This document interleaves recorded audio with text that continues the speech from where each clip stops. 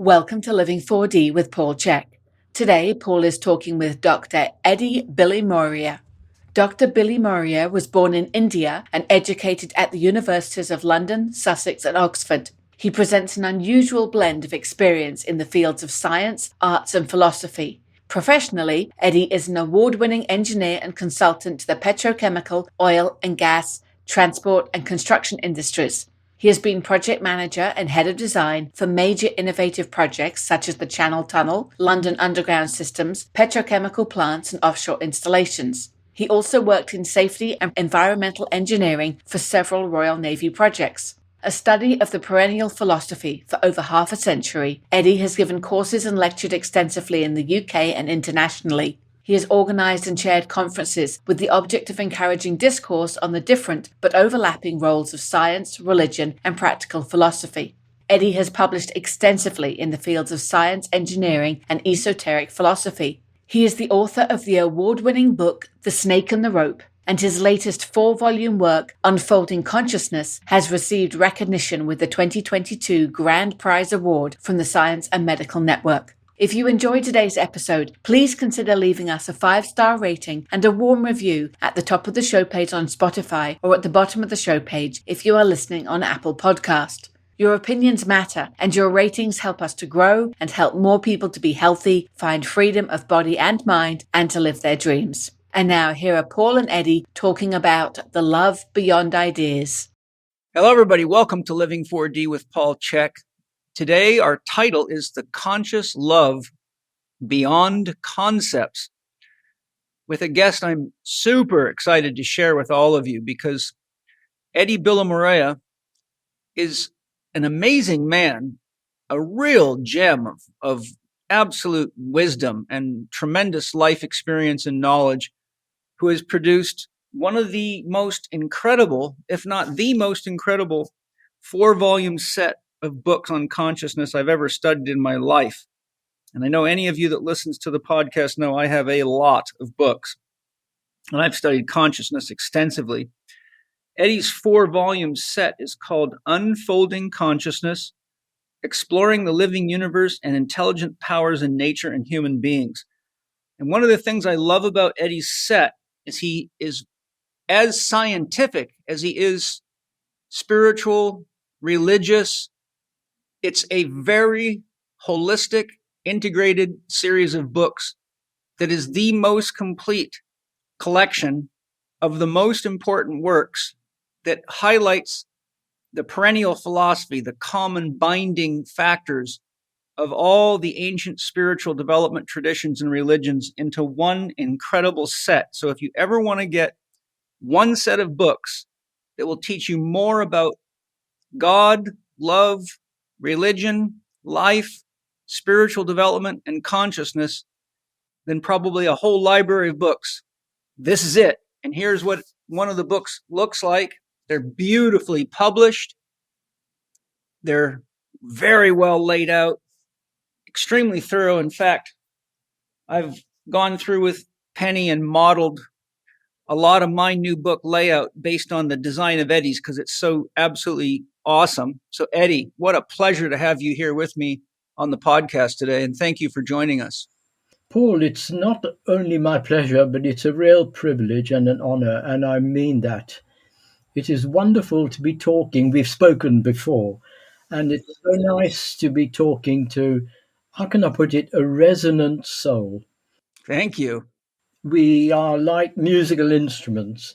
Not playing Yeah. the same tune, because that would be boring, but Yeah. we are creating harmony. So thank you, Paul, very much. Yes, thank you. I'm so excited to share you, your books, and your wisdom. I think this might be one of the most important podcasts I've ever done. And for the listeners, Edi and I have outlined, several pages of key discussion points and questions I've got for him. And he's been happy to agree to do more podcasts. So we're not going to try to rush through this, because this is extremely important information for all of us to really deeply understand, especially with what's going on in the world right now. So we're going to take you on a journey that's really based on Edi's 4-volume set. And he's going to expand and educate us. And we'll probably dialogue here and there. But just know that at the end of the podcast, if you're craving more, don't worry, because I'm going to let Eddie give us as much as he's willing to give, because I've never felt this information was more important than it is right now with the issues of the world. So, Eddie, to begin with, what inspired you to write your 4-volume set, Unfolding Consciousness, Exploring the Universe and Intelligent Powers in Nature and Humans? Because it's such a big undertaking. I mean, I've written 11 books. I'm on my 12th now, which will be a 4-volume set as well. I know all about how hard it is to write a book, how much work it is. When I go through your books, I'm like, wow, this guy has put a tremendous amount of work into these books. In one word, love, and I mean that, and Yes.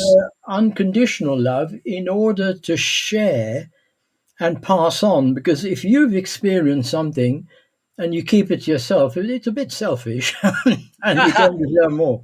So it's really an unconditional passing on of what I've experienced. And for heaven's sake, I'm only one human being on a planet with lots of unique individuals.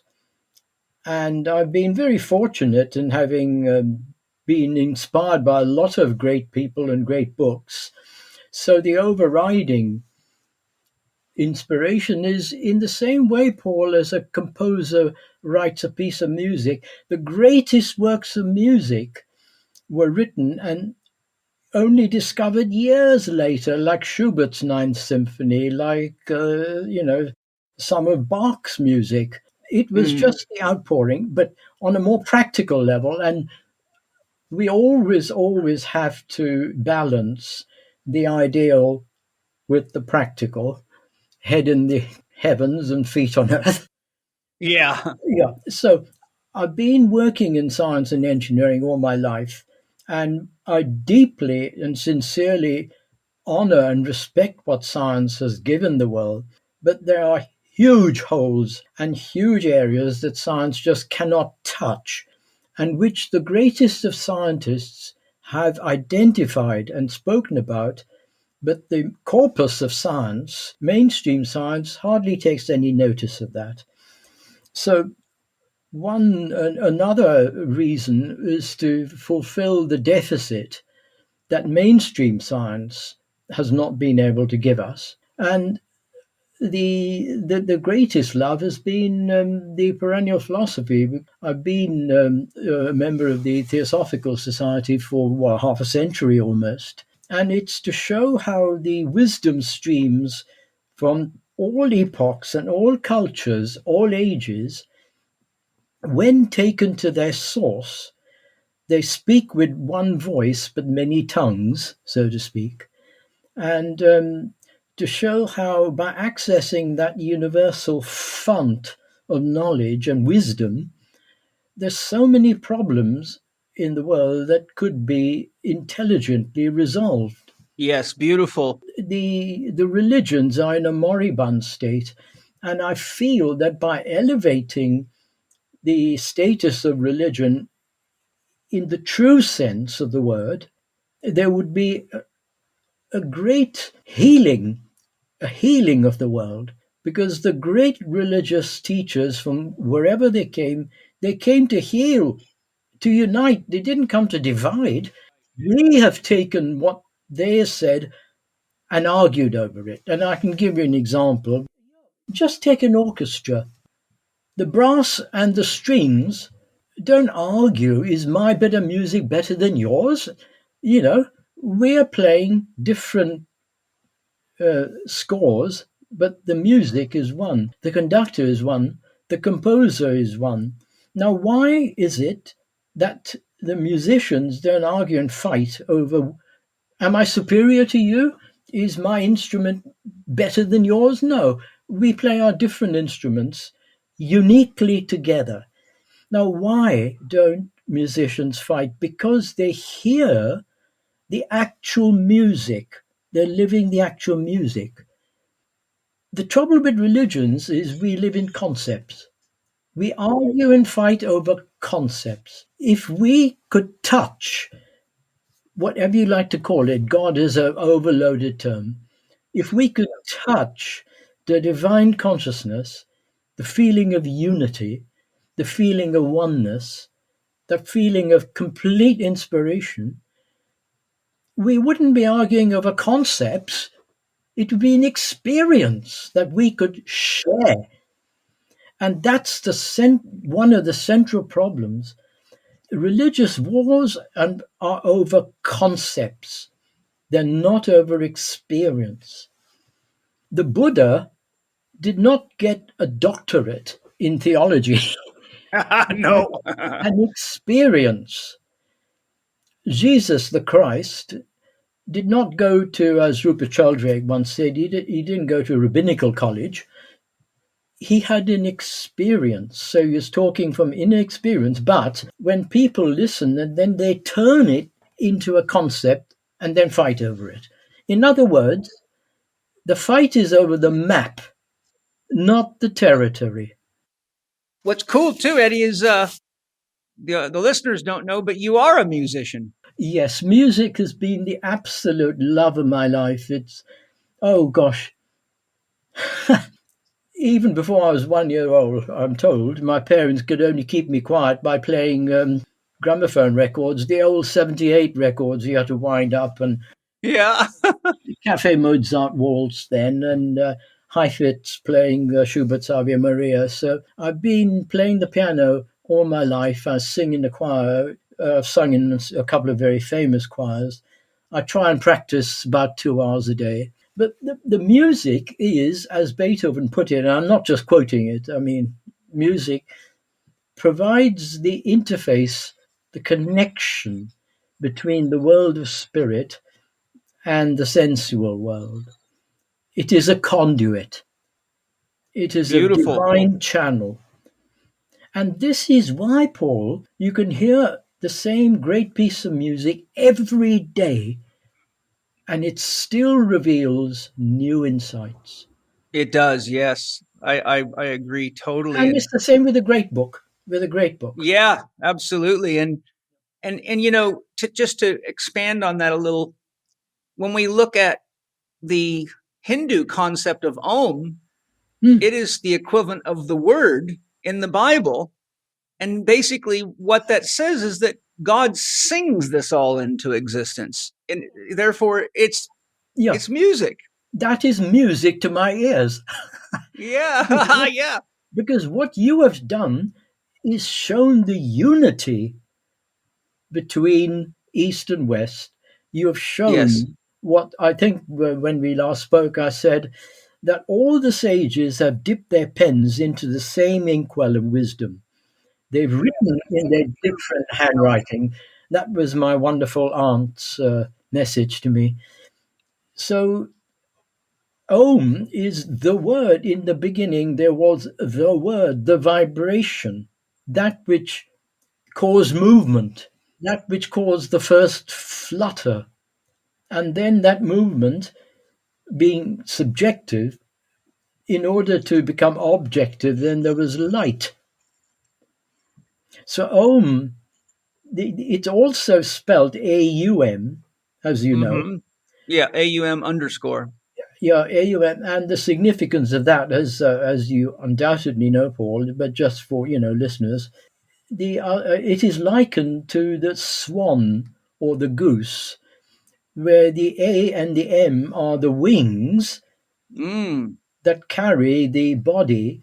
The wings are of time, but what it carries is the timeless. The timeless Beautiful. carried on the wings of time is one way of looking at it. I love Joseph Campbell's breakdown of the meaning of Om as I awaken, ooh, I'm dreaming, I'm living my dream, I'm falling asleep, underscore, cycle begins again. And so in my new book, I show that Om is really the underlying cycle that contains every possible cycle within it. It's the overarching nest within which all life is nested, right? Is nested and subsumed. And in the Kabbalah, you've got Ein, Ein Sof and Ein Sof Ur. Ein, the deity in repose, Ein Sof, deity emanating, Ein Sof Ur, the boundless light. But, the Hermetic axiom, Paul, as above, so below, as the deity does, we do. We repose, we awaken, we act. So the same process is reflected in us. And I'm going to throw a point on the table that isn't in our outline, but you've set it up perfectly. There is a real split in anyone that's either religious or spiritual. And on one side is this belief that God does not evolve, that somehow God is external to creation, perfect and never changing. But then there's others like myself that believe that, just as you said, as above, so below. So if we're evolving and we're learning and we're growing, then God's awareness of its own creativity and its own potential must also be evolving, or as above, so below is, and it doesn't make sense. So I'd love to hear your thoughts, because this is a very deep philosophical and religious and spiritual concept that gets bantered around. But unfortunately, like you said, it gets bantered around as an idea, like a As a concept, philosophical concept. yeah. But not a lived experience. And I've meditated very deeply on these concepts through my soul's guidance. And my soul has repeatedly told me, if you learn something new, God learns something new through you. Because though God may be absolute, the absolute can only be the absolute because it has the relative to check itself against. Otherwise, there's no meaning to the absolute. It would be a nonsensical concept. And that in the middle of that is what is sometimes referred to as the pivot of the Tao, which I call the zero force. But people are so narrow in their imagination that I say, look, what could you create if you had infinite power, infinite processing speed, and infinite intelligence? Well, the answer would be anything. Anything that could be conceived of or dreamed of could be created. And since that which is above can only, if God is all knowing, then God can only evaluate its knowing through experience. And I think that's the necessity. The absolute is the all knowing, but the relative is where it evaluates itself at the speed of now. So I'd love to hear your thoughts. Yeah, in terms of a very simplistic electrical analogy, you've got to earth the circuit. So there would not be the divine current if there weren't an earthing process, the reflection and the projection of the divine impulse through man and all creatures, great and small, of course.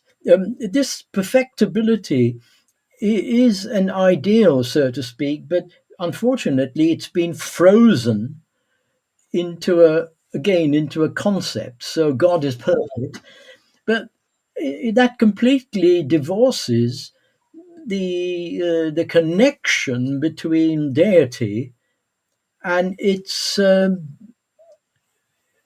creation. Embodiment. Yeah. Yeah. So again, one of the finest quotations that comes to mind is by Schiller, the great Schiller, who Beethoven immortalized, of course, in the Ode to Joy. But Schiller said that the universe is a thought of the deity. And since that ideal thought form has, so to speak, overflowed into actuality, then the world born from that must realize the plan of its creator. And therefore, it's our business as intelligent beings to rediscover in the existent whole the original design. Now, by original design, I don't mean in a fundamentalist sense, God's the original design and that's it, Right. end of design. It's a process. It's a process of emanation, radiation and emanation. It's a flowing. So there is the seed of perfectibility in the absolute, but that doesn't mean it's on there, sort of out in the cold doing its own thing. It's engaging because it's overflowed into actuality. It's engaging with its Yes. expressions, and that overflowing into actuality. Thought about it so much, Paul, recently. It really is an act of love. It is love. Because when you love, you express, you overflow, so to speak. Yes. And love has its laws. If you hurt who or whatever you love, you will pay the price. And this is, unfortunately, our common human lot. We hurt and injure what we should love. Yes. And speaking of the laws of love, I teach everybody that I work with in my as patients, clients, and students that one thing we should always remember is that love is a boomerang. Yes, Whatever we put out comes back to us. And, the way I explain that to my students is that I use Blaise Pascal's sort of definition of God, which has been manipulated various times over the years. But basically, God is a sphere whose circumference is nowhere and a center whose presence is everywhere. everywhere. Yes, that's one of the finest. How I explain love as a boomerang is I say, look, you are a center. You are a center of consciousness. You have a unique presence, a unique self. And therefore, because God is a sphere whose circumference is everywhere or nowhere, you are a center whose presence is everywhere, which means paradoxically, every one of us, by definition, is the center of the universe. True. Yes. And therefore, when you throw the boomerang of love, it has to come back to you because you're the center from which it emerged from. And the boomerang of hate, unfortunately. Right. Yes. Yeah. Which is what it really, to me, a crude expression of love, like a child who doesn't know any better and gets mad at its mommy and says, I hate you, or, it's just really like an infantile expression Yeah, of love. that's quite, but when it's calculated hate, then it's a very different matter than just an impulsive outpouring of anger. Right. Yes. When it's calculated, now we're talking about something that's antagonistic to life, which we call evil. Hello, everybody. March is the final month for the next intake of Chek Academy students. Your applications will be accepted until the last day of March. Chek Institute CEO Gavin Jennings and I created the Chek Academy to provide a multidisciplinary integrated learning and teaching system for the mastery of holistic health. The Chek Academy teaches each student how to assess each client physically, emotionally, and mentally, and develop a program that supports them in achieving their dream. You not only learn the essentials of diet and lifestyle modification, but how to design corrective and high-performance exercise programs scientifically. As I suspect you are all aware, there has never been a bigger need for truly holistic health professionals than there is today, so why not learn to master your own health and well-being and make a great living helping others create health, freedom, and live their dreams? The Chek Academy offers anyone genuinely interested in learning, practicing, and teaching holistic health principles and practices as an approach. The Chek Academy is ideal for anyone genuinely interested in learning, practicing, and teaching holistic health principles and practices. The Chek Academy is ideal for exercise professionals, allied medical professionals, therapists, or doctors interested in mastering the core principles of holistic health. You will learn all the assessment methods, program design skills, coaching, and behavioral change skills needed to enhance your existing practice or start in a fresh holistic health career. Chek Academy students are taught by the most skilled holistic health professionals in the world and supported by mentors and student forums. Scholarships are available, so apply now. We have one scholarship per region. We have the North America region, the South Pacific region, and the UK-Europe region. Applications are welcome from new students and existing students within the Chek education system that are ready to join the Academy and achieve mastery. To register for the Chek Academy, go to chekacademy.com. Once again, to register for the Chek Academy, go to chekacademy.com. We look forward to receiving your application by the last day of March. If we work together, we can bring real healing to the world. Paul, since you've just used this word. Yeah, please expand. This good-evil thing that, people obviously get very upset and confused by. Let's just again, if I may, if I may. Please, yes. Yeah, Oh, sure. yes. Yeah, I want Just it to flow on its own. So yeah, sure. I'm not going to hold to a bound concept. The outline is just the dream, but Spirit's going to give us the reality. Yeah, So sure. take it wherever your heart goes. Let us go. So if the universe then is a thought of the deity, which is outflowed into reality, which is an outpouring of love, and we transgress those laws of love, we're going to pay a price.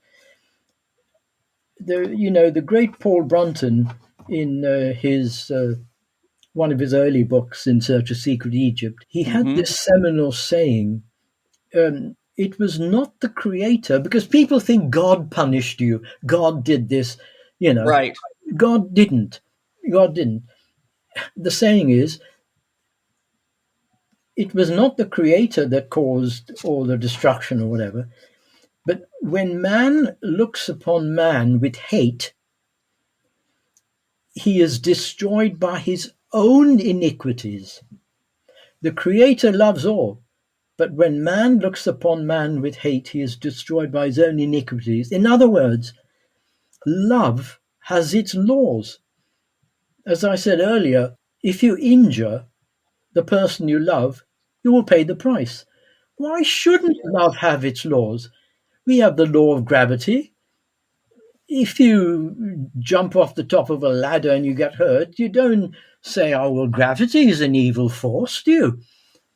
If you unfortunately burn yourself, you don't say fire is evil. It's your own stupidity or lack of intelligence. Right.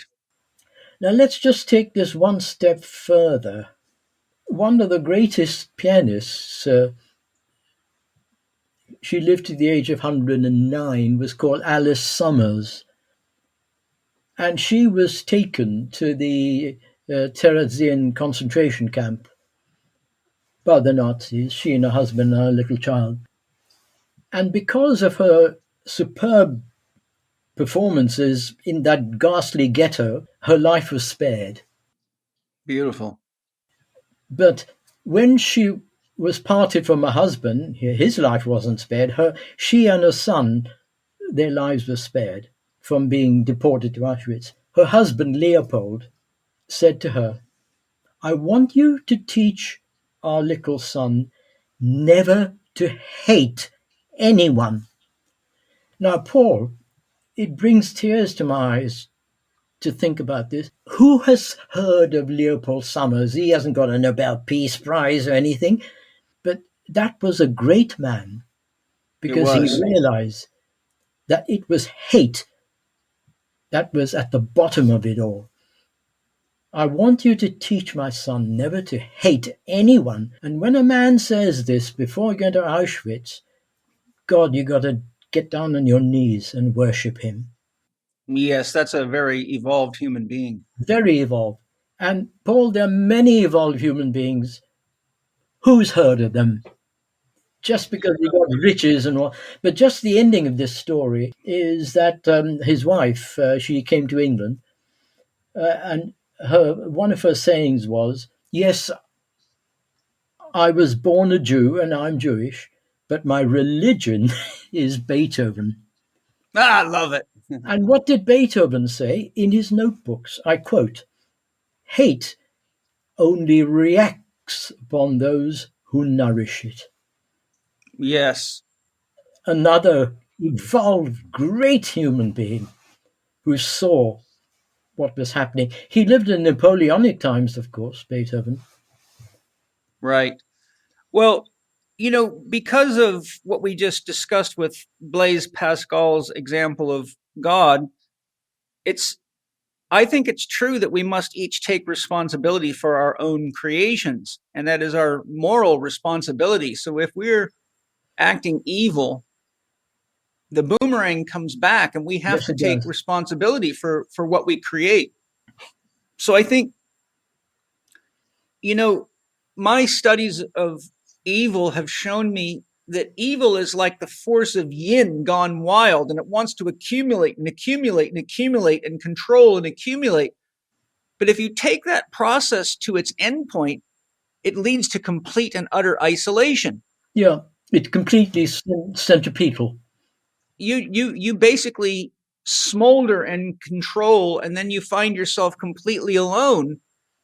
And even my studies of the law of one by Ra says most evil entities cannot make it past the fifth dimension because they come into this point of realizing that they've isolated themselves, and they at that point realize that their only salvation is God.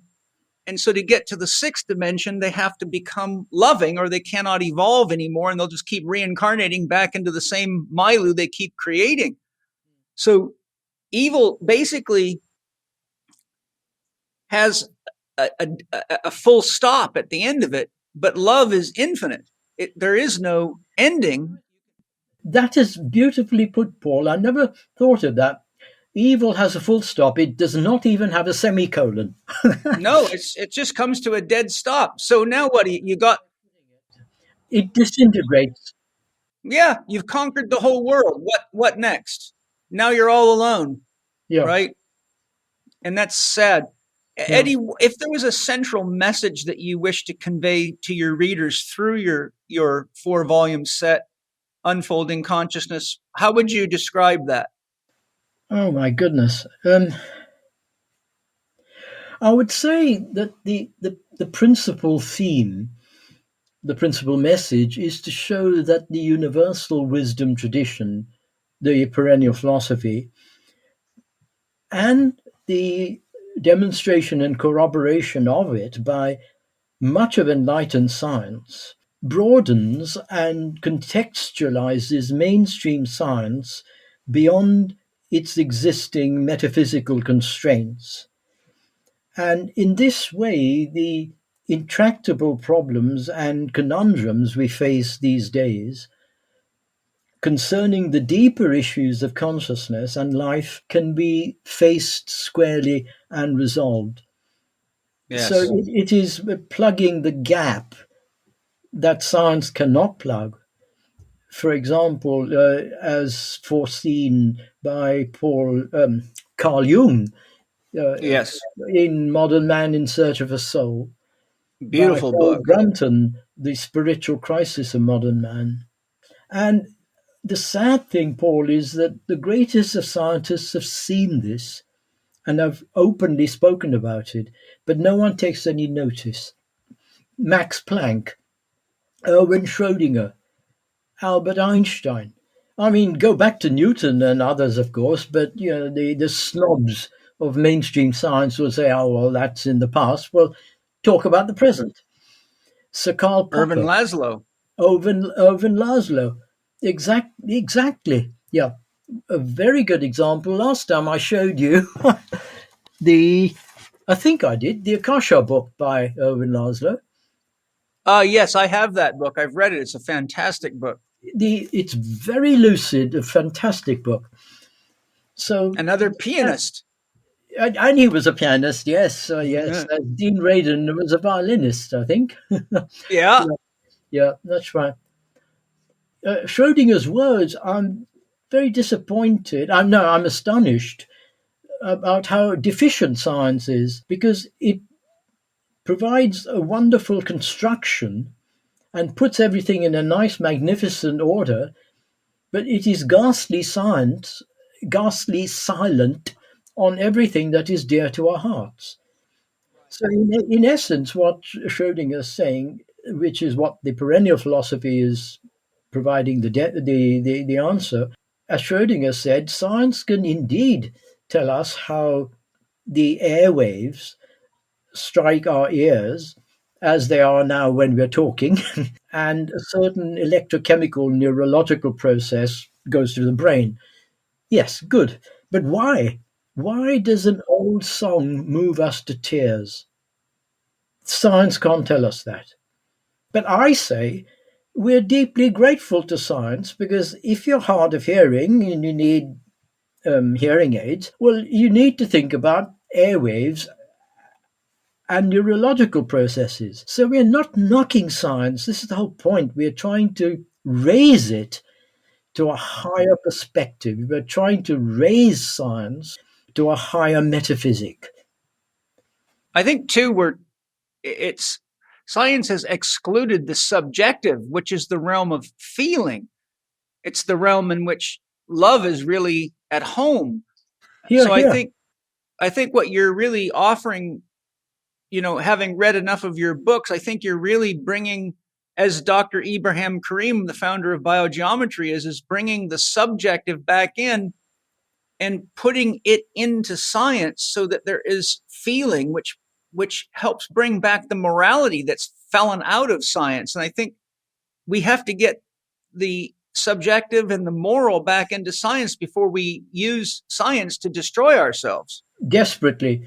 And who put it more beautifully than the great Max Planck, the founding father of quantum physics, or quantum mechanics as it was called then, that science will never solve the ultimate mystery of nature until the scientist himself, I'm paraphrasing, is brought into the picture.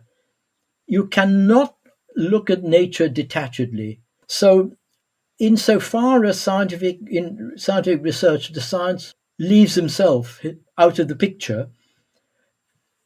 If the quality of the scientist doing the research is irrelevant, his morality or lack of it, he will never get the full picture. Whereas the spiritual seeker doesn't look through detachment, but participation. And again, John Wheeler from Princeton University, his words were, paraphrasing, gone are the days when we look at phenomena through a thick glass wall. Right. Participation is the new word in science. So, a very simplistic example, if I want to know my neighbor in the scientific way, I drag him in, cut him up into bits and pieces, weigh his various organs, and, all the rest of it. I'm not finding out about the person. I'm finding out about the body. If I want to know my neighbor, I participate with him. I have tea with him. I have a conversation with him. If something is Yes. wrong with his body, we applaud science for putting the body right. No hang up, no problem with that. But the body is not the person. The person expresses through the body. Participation. So, participation is very definitely the way of the alchemist, the esotericist, the occultist, who really has to participate in nature's processes in order to be one with nature. It's not, I'm looking, as Einstein himself admitted, well, why admit, say it. He really felt gravity in his bones. He wasn't looking at gravity out there. He felt it. He was gravity. He was light in his subjective being. So the subjective, as you so rightly say, Paul, has got to be brought into the equation, because that will restore morality.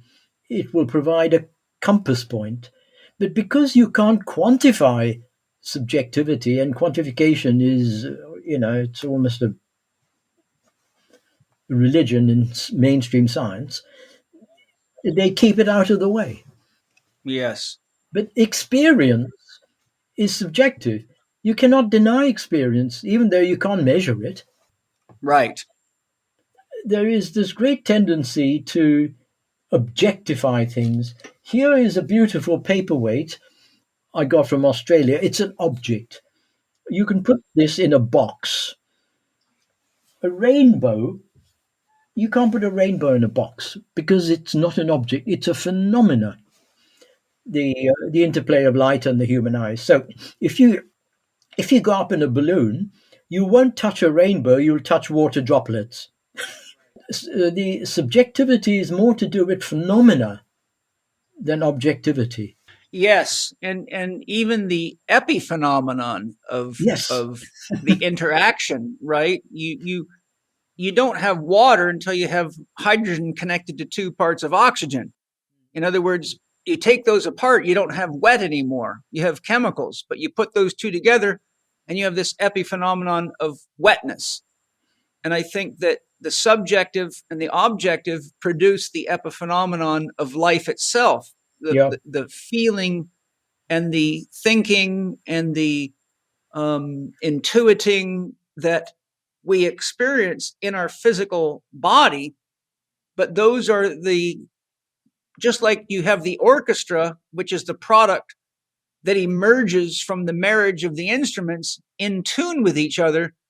When we have consciousness interacting with the elements that make the body, it creates this music.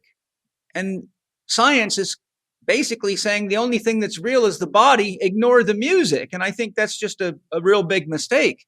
yes. There's a lovely story connected with that, a real story. But just coming back to hydrogen and oxygen, you quite rightly use the word connection. It's not just hydrogen and two atoms of oxygen, because as Blavatsky put it so beautifully, if water is just hydrogen and oxygen, try squirting hydrogen and oxygen onto a raging fire.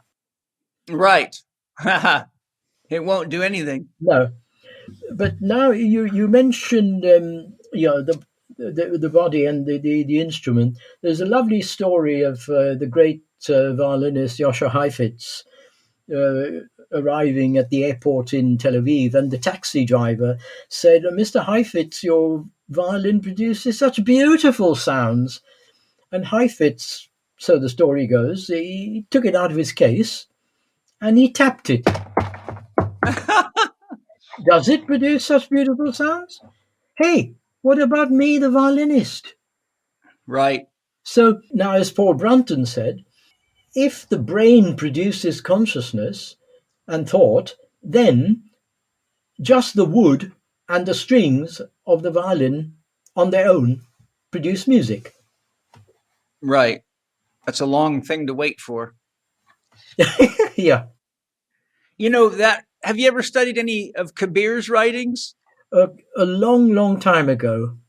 He was a great mystic as well. Yeah. I studied him a lot. Kabir has, in one of his lines, in one of his poems, he's describing God and how we can't know God without a relationship. And he says, God is like a trumpet waiting patiently on the shelf for you to blow him. Blow it. Mm-hmm. And there it is, right? You have to participate, right? Reading about a trumpet isn't blowing the trumpet. Yeah. Reading about how you play the piano is not going to play the piano or help you play. Yeah. Which is why Rumi said, to get to God, you must become a heretic. You're not going to find God in books. You have to be brave enough to have your own experience. And as soon as you tell anybody about your experience, it's going to be heretical because it's not going to be the book. It's going to be a unique experience. And I think that's one of the dangers of religion. You've got to make yourself God-like, or make yourself enlightenment prone to enlightenment. Yes. If there is a purpose to writing these volumes for you, Eddie, what was your purpose? To clarify. And you did a great job, I must say. Thank you. To clarify a lot of the confusion in three areas. Firstly, in science, and I'll tell you what I mean by science first. Then, also in religion, but also in esotericism, where there are pockets of opinionation, where each one thinks my guru, my book, my this is the greatest. So the same sectarian approach we find in religion, we find in esoteric circles. But now, look, by science, the words get in the way. There's science with a very small s and science with a capital S. For me, Paul, everything is a science. There is a science of love, a science of yoga, a science of investigating matter. It means sciere is what the word science comes from: to know, to explore, to investigate. But scientism is a very different matter. Yes, isms are always dangerous. The triple purpose that flowed out of the love of writing was to clarify confusion in science, in religion, and in esotericism. It was beautiful. How would you describe the approach that you adopted in producing this 4-volume set?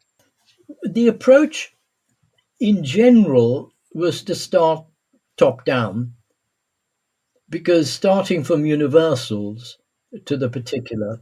So the method is generally going, but not exclusively. I mean, bottom up is as important, but as an overriding method, it is top down.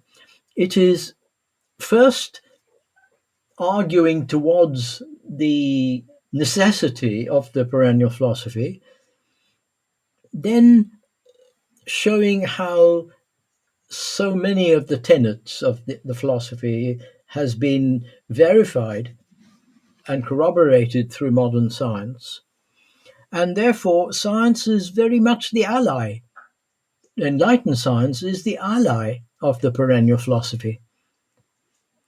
The approach is the perennial philosophy, the method, the evidence, and using science in its right place to corroborate it, whilst never forgetting the role of art and music, because some of the greatest insights have come from musicians and poets.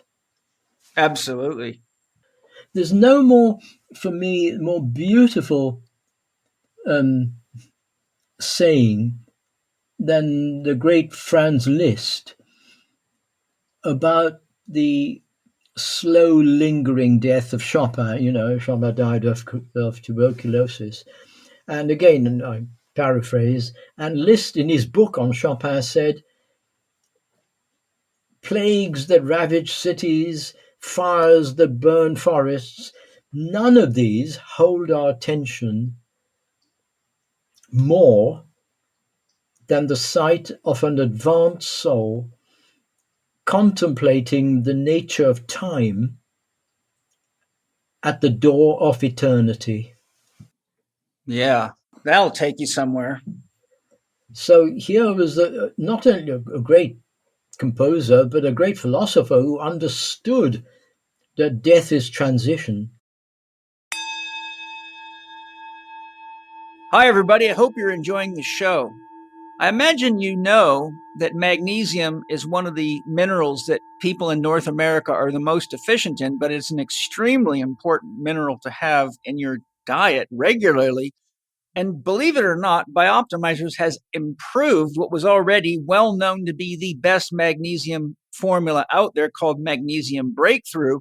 So I've got Wade Lightheart with me to explain what it is they've done to improve this already excellent formula. Wade, what is new about your new Mag Breakthrough formula? Well, it's called sucrosomial magnesium. So we have 7 different types of magnesium in Magnesium Breakthrough because they're uptaken by different parts of the body. But a new type of magnesium has been created called sucrosomial. And what it shows in the research in science is that it's actually even more absorbable by the body, particularly inside of the brain, which is a big aspect to enhance neurotransmitter formation as well as ensuring the rest and relax response in the nervous system that a lot of people will take magnesium for. They find it, clocks them down, helps them sleep better, allows for the relaxation of striated and smooth muscle tissue in the body, which creates an energetic relief. And so when we added sucrosomial, we were able to demonstrate inside our lab facility that we were able to get better improvements. Of course, we have a partnership with the Birch International University. We have some patents we're working on, which will kind of relay some of these things. But sucrosomial was a no-brainer when we added to the formula, improved the results or improved the uptake. And the reports back from our testing team were like, wow, we get more results with less caps. And that's always the goal for our company. That's excellent. I love it. I always say, and people have probably heard me say it before, I just am so amazed how you guys are constantly and always improving and working your best to not only make better products for us, but it doesn't seem to me that it gets more expensive as you make them better. So that's a real gift to the world. Thank you. This month, Bioptimizers have a special gift with purchase offer. When you buy a 3-month supply of Magnesium Breakthrough, you not only save 25%, you also get a free gift of a bottle of Masszymes and a bottle of P3OM. And when you purchase a 5-month supply of Magnesium Breakthrough, you save 30% and get free bottles of Masszymes, P3OM, and HLC. An incredible offer no matter how you slice it.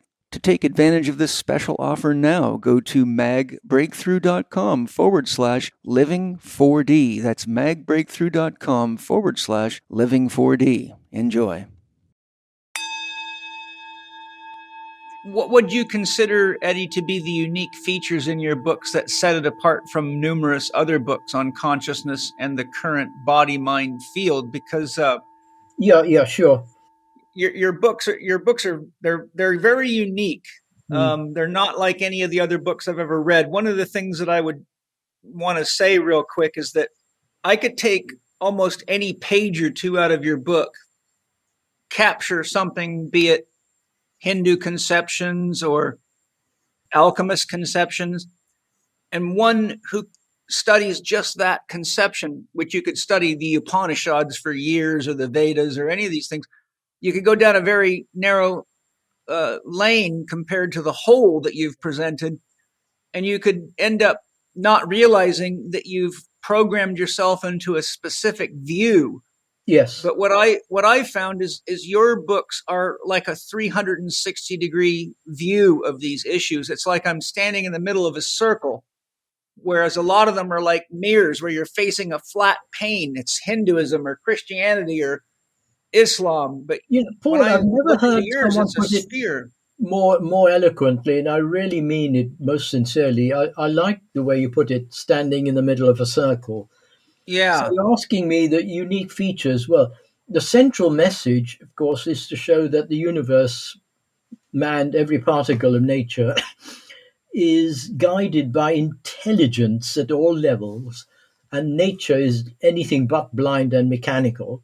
But in order to do that, if you ask for unique features, I would say it's to show how science, religion, philosophy, art, all of these streams are like the various colors that have come from a prism, and we'll talk about the prism, but how all of these streams can be taken back and subsumed in white light, because all colors can be taken back to white light. Mm-hmm. And most importantly, pointing to their source. The second unique feature, as you kindly put it, is the universality of the mystery teachings and all the great religions. And to show, rather like my first book, The Snake and the Rope, which is very good. I got it at your suggestion. Wow, it's powerful. It's as powerful as these books. Well, it's a bit dense as well. I love it. I'm dense. Thank you. Dense meaning concentrated. Yeah, exactly. Yeah, the third one is to show how these various conundrums in science can be resolved, not solved, resolved through occult science, and using the word occult, of course, in the proper sense of the hidden laws of nature. Yes. And only by doing that will we understand what it truly means to be human. And when we truly understand what it means to be human, we can, of course, relate to other human beings naturally. And therefore, man is the measure of all things. And also, there is a goal-orientated movement. Evolution isn't just random, so natural selection and mutation. There is a movement towards a higher order of being. And that higher order of being, in Rumi's terms, would be to evolve through the various kingdoms of nature till you're united with the beloved. But you're united consciously. Mm-hmm. First, you were let out unconsciously, so to speak, but now you are united Yes. consciously, and therefore you can be a powerful, infinite force in the world to help other beings to make that journey. Yeah, and that reminds me too, because I've read quite a number of mystics in my life, and one of the things that various mystics have said that I've had the experience of through my own spiritual experiences Hmm. is that at the moment that we realize God in us, God simultaneously realizes itself in that being. In other words, our conscious awareness of God becomes God's conscious awareness of itself. And that's, I Of think, itself, puts man, it makes man fundamental to the process, not just some, side effect. and very responsible for the process. Yes. And I think that's missing in a lot of people's conception that, Hmm. it's not just an elective you take in school. Spiritual development is something that when you awaken to the point of what it really is, you see that we have a co-creative relationship with spirit or source in which we realize each other. Would it be a fair analogy? And I really asked the question. It's not a inverted question. Would it be a fair analogy to say that as the child grows, obviously thanks to its parents, the parent also must grow Absolutely. through its child, even though the parent in that relationship is so-called superior? Right. You can't be a parent without growing with your child, or you're No, going to have a dysfunctional child out of that one. very. And the huge problem is this idea of an extrinsic, a God outside, who sort of did his thing, and then we've got all the problems, and then you get these ridiculous statements from high churchmen, and I'm not going to name them. God does not permit wars. I mean, come on. I mean, to say something so banal, no wonder scientists sneer at that. God does not permit wars. Literally, almost like this chap up there with a white beard is saying, "Don't fight." Yeah, Religion has not moved on in the way that science has, and that's the exactly. tragedy. Which reminds me of Einstein's quote: "Science without religion is." It's either lame or blind, and the other Yeah, one yeah. is He said science without religion is lame, and religion without science is lost or blind, or blind. Yeah, blind. Yeah, yeah, yeah. it's really true. You know. It is, and you know something, Paul. I've heard people criticizing Einstein for saying that, but they don't realize that Einstein wrote that to a schoolgirl of That's beautiful. roughly age 15. So he put it that in terms that she would understand. But this is the trouble when people take half the thing and then pick it to pieces. He wrote it for a schoolgirl.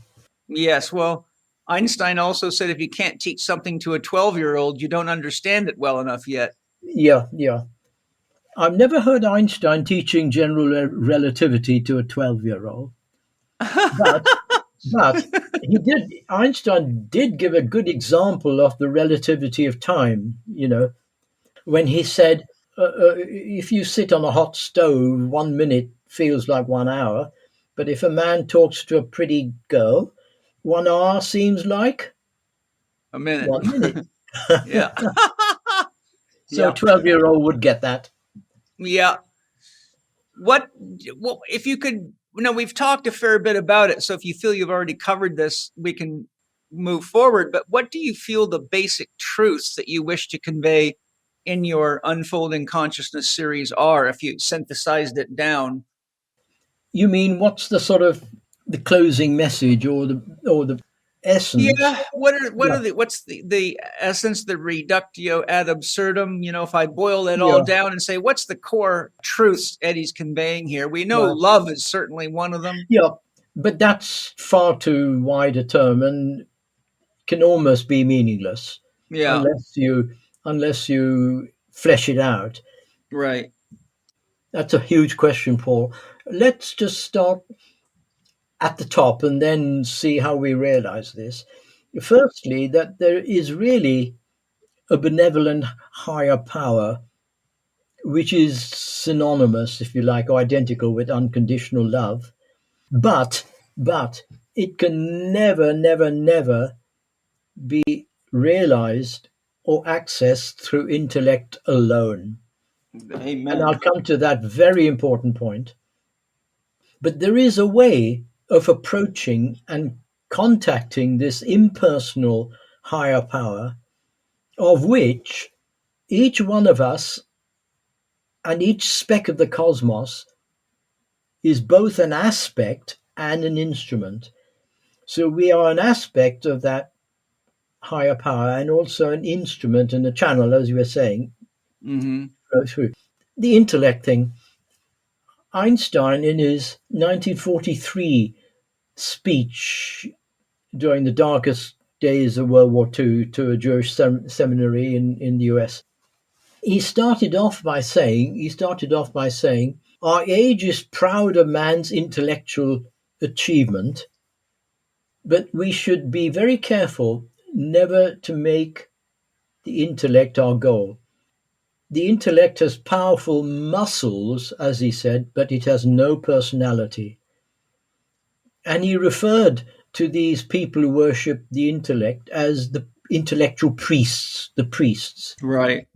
So intellect is indispensable, but it only takes you so far. Then you've got to let it go. So the Right. truth, whatever you like to call it, the truth, the real in capital, it is not opposed to intellect. It is beyond intellect. The truth is not against intellect. It is above intellect. So that's what sounds easy to say. So that's the message. But how are you going to do that now? This is the practical bit. You always got to strike a balance, in my opinion, between the head and the heart, between the devotional and the intellectual. Excessive intellect goes to arrogance. Excessive heart goes to gullibility. I believe anything I'm told. You Right. need intellect to strip away the rust from the pure metal, so to speak. Then, most importantly, and really, discard every bit of trash and trivia in your life. Mm. You wouldn't have a clean, beautiful home if you had waste paper baskets full of trash. If you fill your head with trash, how can these higher thoughts take root? And I'm thinking now of that stupid, trashy little book that sold 100,000 copies on day one. You know who I'm referring to. No, I don't. Prince Harry. I'm not sure. Prince Harry's book called Oh, Spare sold I didn't. I 100,000. didn't read it. I don't recommend you do. I just saw, that excerpt.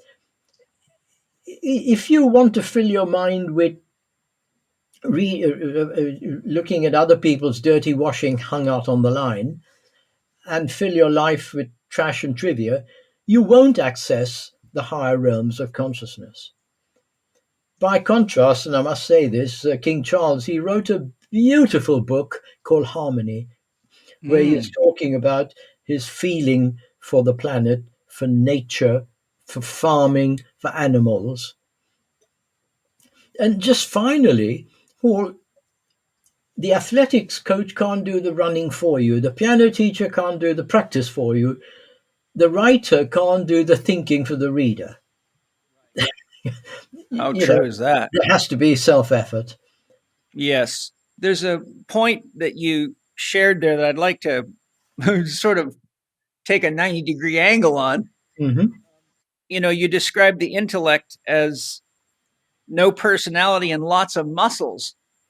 Yeah, Einstein, yes. The intellect has powerful muscles, but it has no personality. That was Einstein's. Yes, yes. Oh, okay. So the point is, artificial intelligence is really pretty much pure intellect.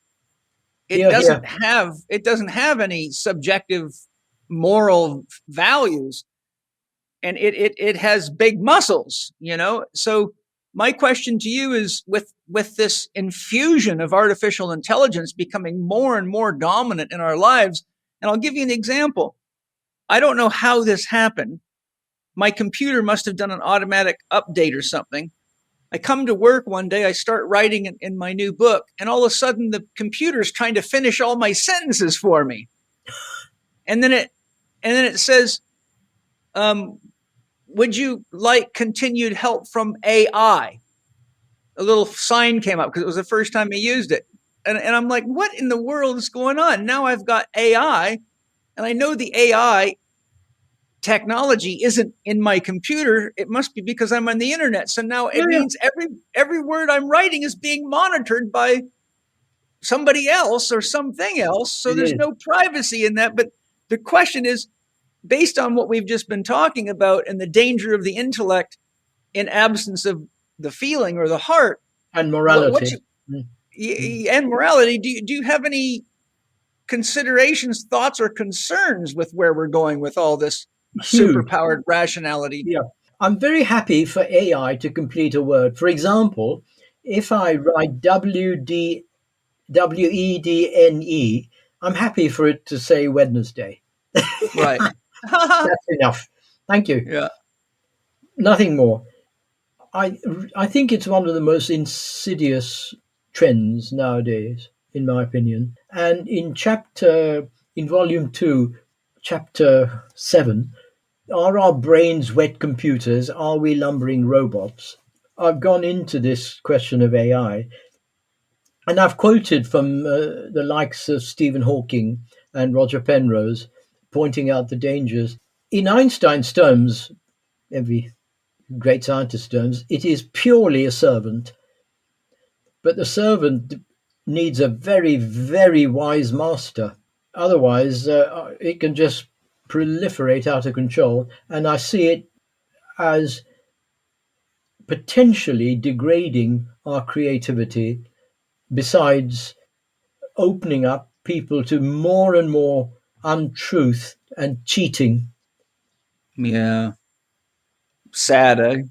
It is sad, but one can see where it's coming from. It's a question of values. If your sense of value is the more technology, the greater, the more evolved we are, then let's have more technology.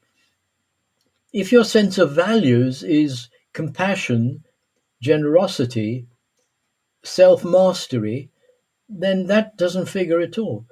But because we are so mesmerized by technology, it's another toy. Yeah. And again, the great sage Brunton put it so beautifully that science used wisely will result in the physical release of man. Science misused will result in his downfall. Yes. Hi, everybody. Did you know that Symbiotica now has a new excellent plant-based protein for you? Symbiotica's plant-based protein is a scientifically backed protein powder that fuels your body with essential vitamins and minerals, whole food nutrients, and a full range of amino acids. It features 3 complete proteins, raw greens, fiber, pre- and probiotics, digestive enzymes, and adaptogenic mushrooms. Crafted with the highest quality of organic ingredients, Symbiotica's plant-based protein is made for all lifestyles and is trusted and used by the world's top athletes. This product is ideal for those living a vegan or vegetarian lifestyle, or people like me that like to give their body a rest from flesh foods and detox once in a while being able to still get enough protein to meet your needs, even if you're athletic. For those of you wanting to deepen your meditation, enhance your subtle energy perception, and voyances such as clairvoyance, try taking 2 to 3 weeks off of flesh foods and use Symbiotica's plant-based protein supplement. Drink lots of clean water, sauna regularly, avoid recreational drugs, And you'll be amazed at what happens. You'll feel like you've been super tuned to Great Spirit and the cosmos, and your body will love you too. Symbiotica's plant-based protein boosts energy and recovery, promotes gut health, and offers you 20 grams of protein per scoop. To get your Symbiotica plant-based protein, go to bit.ly/Symbiotica L4D. That's bit.ly/Symbiotica L4D. To get your discount, use the promo code L4D15 for 15% off. That may be case sensitive, so make it all caps. That's capital L, number 4, capital D 15 for 15 off Symbiotica's excellent plant-based protein powder. You know, a thought came to me based on a quote you gave earlier. AI, to me, as a metaphor, almost as a symbol for the fact that we've gotten so lazy we're unwilling to dip our own feather in the inkwell. We want it to do the feather, do the dipping, and do the writing for us. And I've recently seen, for example, there's an AI system out there that can write an essay in a few seconds on anything. Yeah. And so, sure, college students are going to be using AI to pass examinations. And what I've seen, because I'm working with all sorts of elite athletes that get into biohacking, what I've seen is the more people use devices to do the things that they should be paying attention to themselves, the dumber they get and the more detached from their body they get. I think, I always say to them, what are you going to do one day when your battery runs out and you have no idea what your heart rate is because you've been relying on this gadget and you don't even know yourself? Yeah. And, in the Steiner conception, this is the Ahrimanic deception. It is. Steiner was prophetic. Even in the 1920s, he wrote the book, the Electric Doppelganger, I think it was. Yes, I've got it. I've read through it. Warning about this misuse, and it's always misuse. Now, let me just, always let's be rounded in our approach. AI has wonderful uses.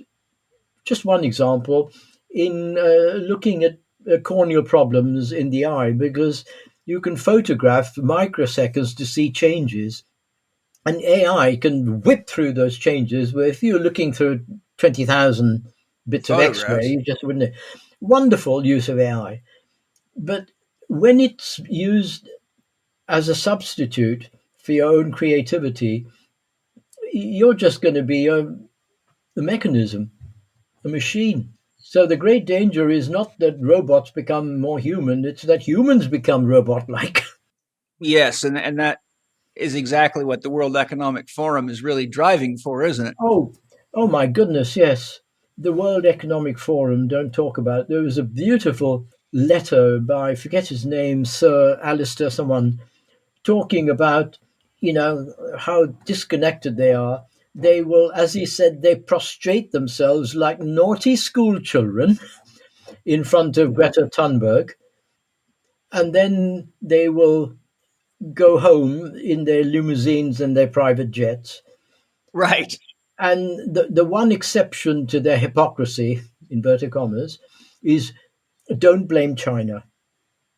Whatever thuggery and inhuman behavior, don't blame China. So that's the hypocrisy within hypocrisy. Yeah, World Economic Forum. And it was Yuval, wasn't it? Yuval Harari, yeah. Yuval Harari, sorry. Yeah, I always get it screwed up too. Yeah, Yuval Harari.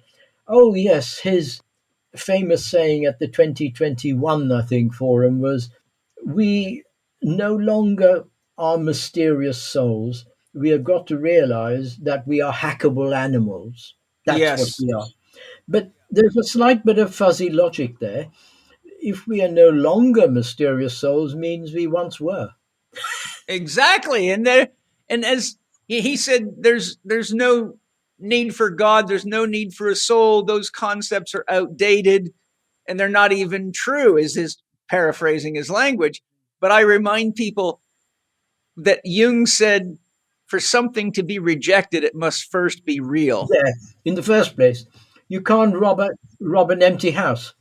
Right. Mm. So, the sad part for me is that most people aren't evolved enough in their own philosophical or spiritual depth to really understand exactly what this guy's saying. It's like a good example of this is I remember watching years ago the TED Talk when Bill Gates got up in front of the audience and in front of countless people said, we're going to use vaccines to reduce the population. And not a single person even flinched or paid attention to the fact that he basically just said, we'll use vaccinations to kill you. And they just looked at him like, oh, Yes, daddy. very clever. I'm like, are you out of your mind?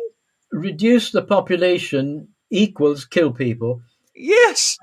And you just have to look over the last year and a half to see proof. Absolutely.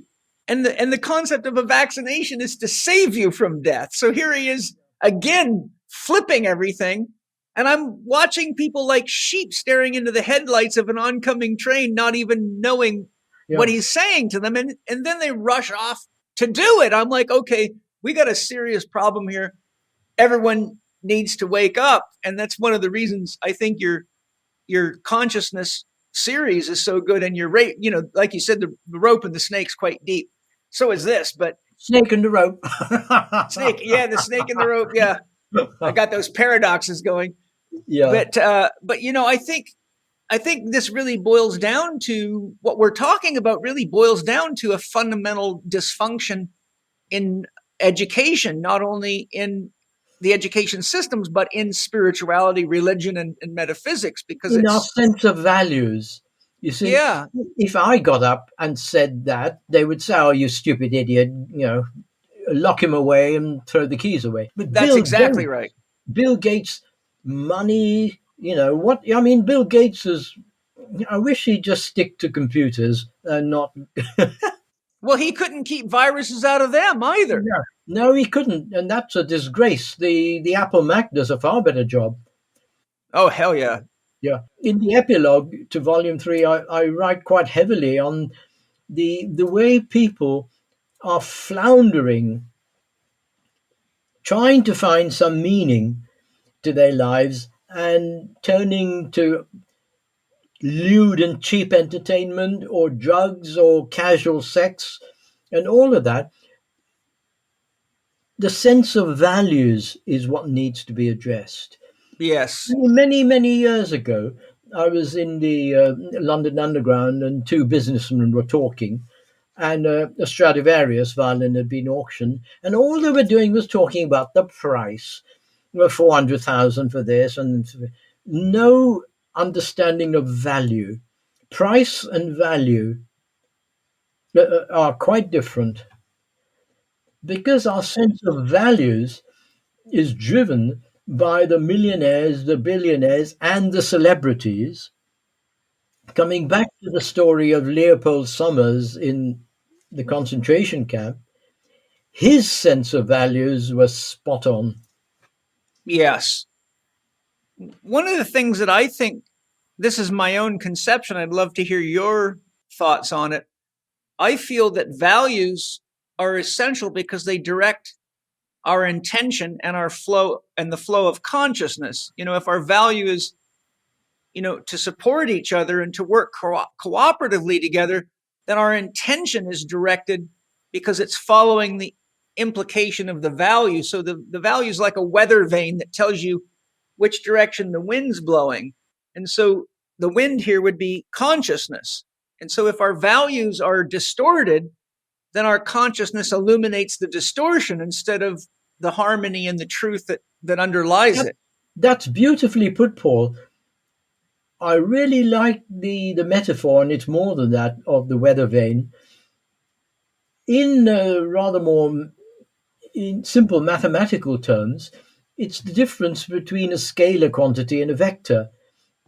A vector is movement in a certain direction, but the scalar would be your consciousness, but to move in a certain direction, it has to be a vector. And that's where values come in. Yes. So the ocean is like the scalar quality, Yeah. and the value is the pilot steering the ship to a destination that's best for all instead of hitting the rocks in the name of selling insurance. A good one. Yeah, yeah, very good. Selling insurance, very good. I Perfect. was listening to a man that was just genius talking on Del Bigtree. I wish I could remember his name.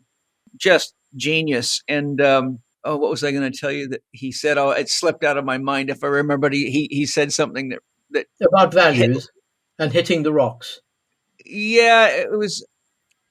Oh, I forgot what he said. It'll if it comes back to me, I'll share it with you. But I was so busy trying to look for his name on my notepads here that I lost my thought. But it'll come back. You know, one of the things though is I get the impression that the that you feel the central message that the universe and man are guided by intelligence at all Yes. levels. Yeah.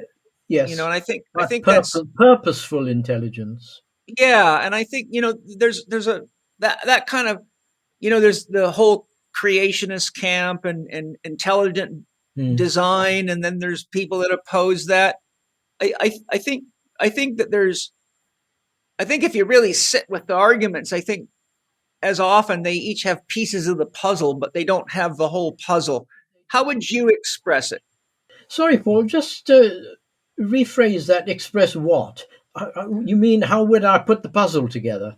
Well, yeah, it seems to me that your books are teaching us that there is intelligence at all levels. Right.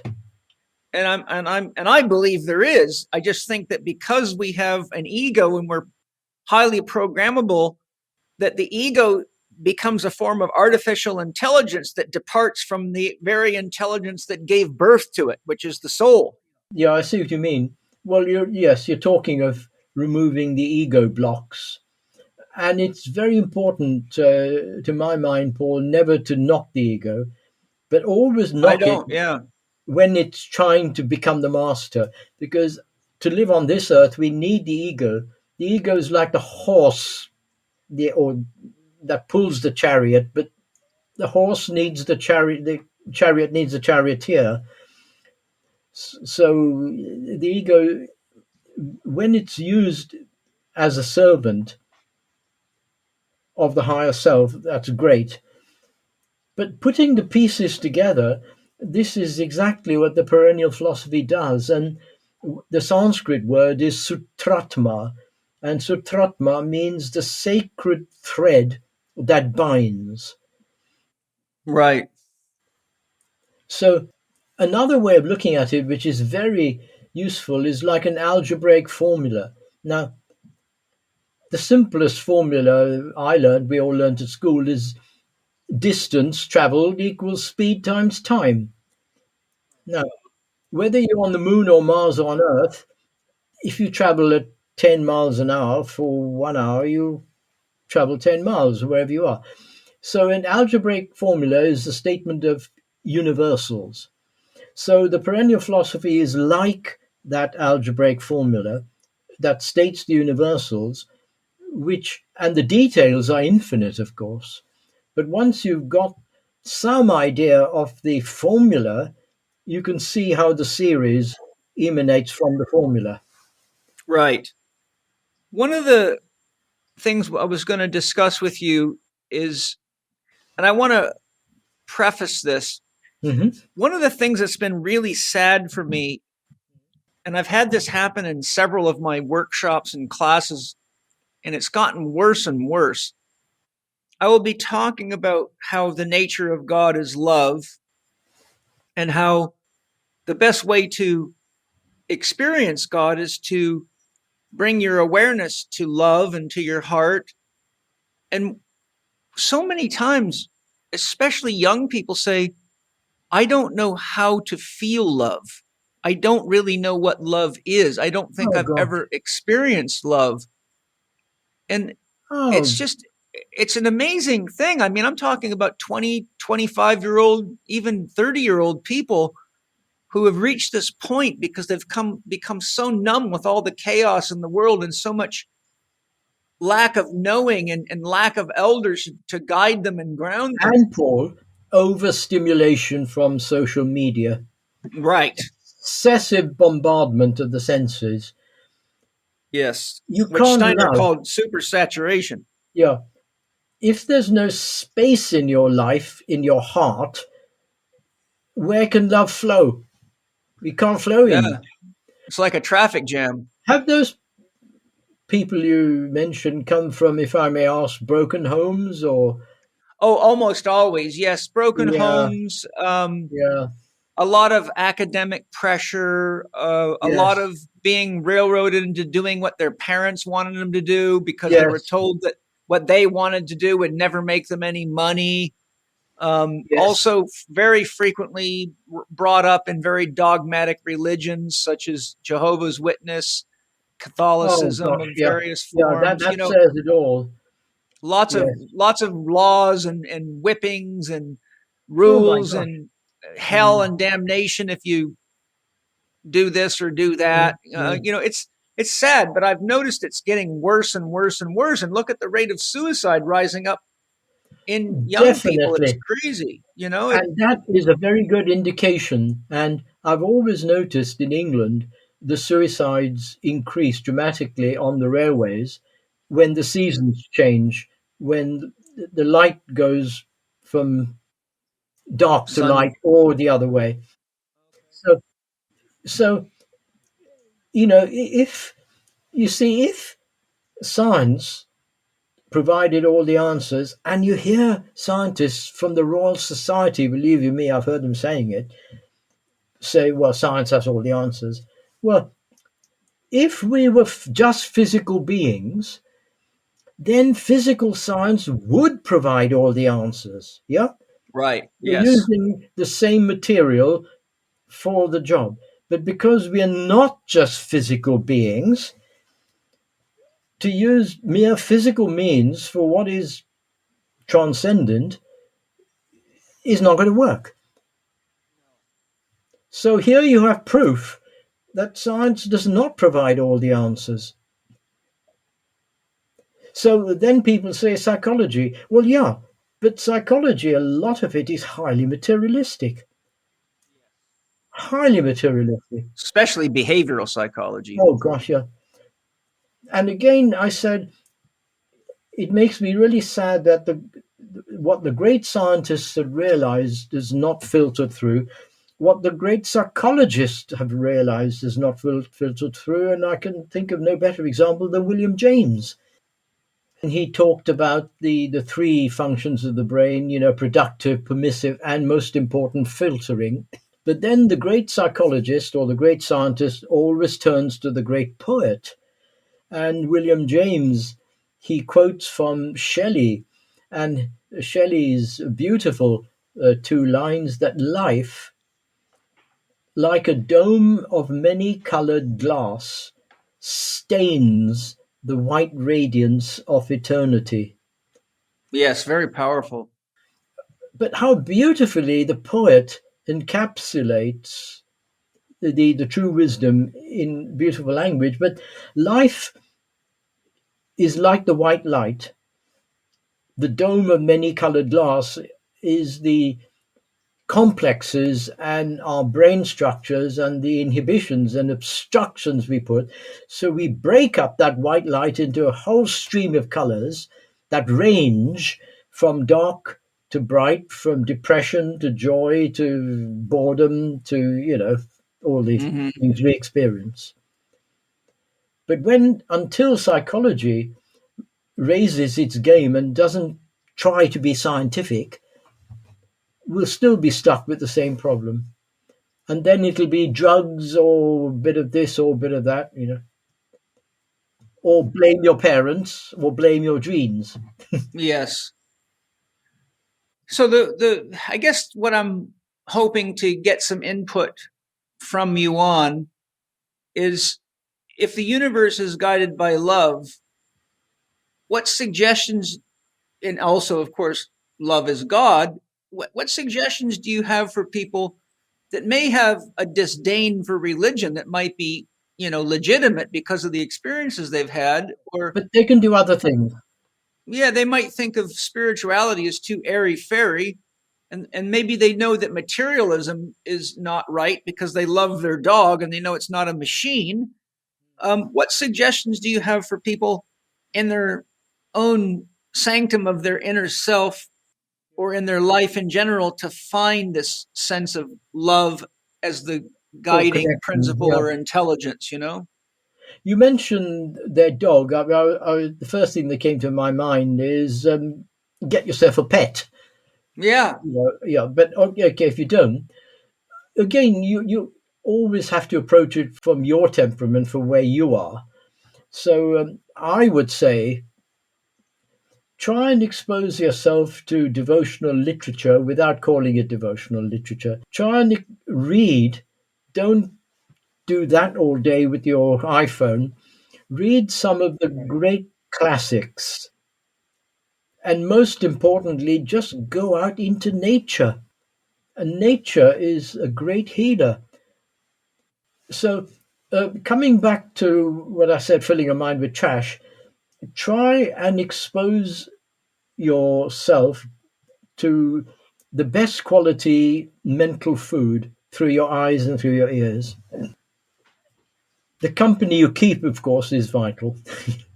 yes. And even the food that you eat, because if The you food you poison eat is yourself with absolutely garbage, vital.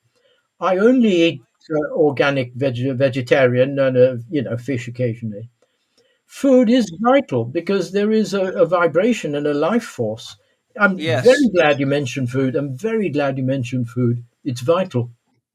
Yes, and for me, I always begin my meal by connecting my heart to the food and thanking the spirit of the food for joining me in body, mind, and spirit. And I say, together we can make the world a better place for all living beings now and in the future. And that's my commitment, that the sacrifice that the food has given me, the plants or the animals, to me, my conception is they're not dying. They're joining me and they're becoming human. And I'm saying to those spirits, you're joining me now so that together we can work and I can use your life force, your intelligence, your energy, and your Yeah, gift to we are try to make the world, co-creators. to make the world a better place for all living beings. I think, Steiner said there's nothing wrong with killing something as long as you're going to do something better with it. In Yeah, other words, yeah. he was saying we don't need more parking lots, but if you're going to build a school for kids or a dwelling where you're going to live and enjoy life and use that space for something that adds more life to life, that's one thing. But if you're going to just build more cheap widgets that we don't need and plaster the world with plastic and garbage, then that's not an effective trade of life. No, it isn't. It's scattering cosmic energy, if I can put it that way, That's one way to put it. rather than conserving the energy of the universe. Yes.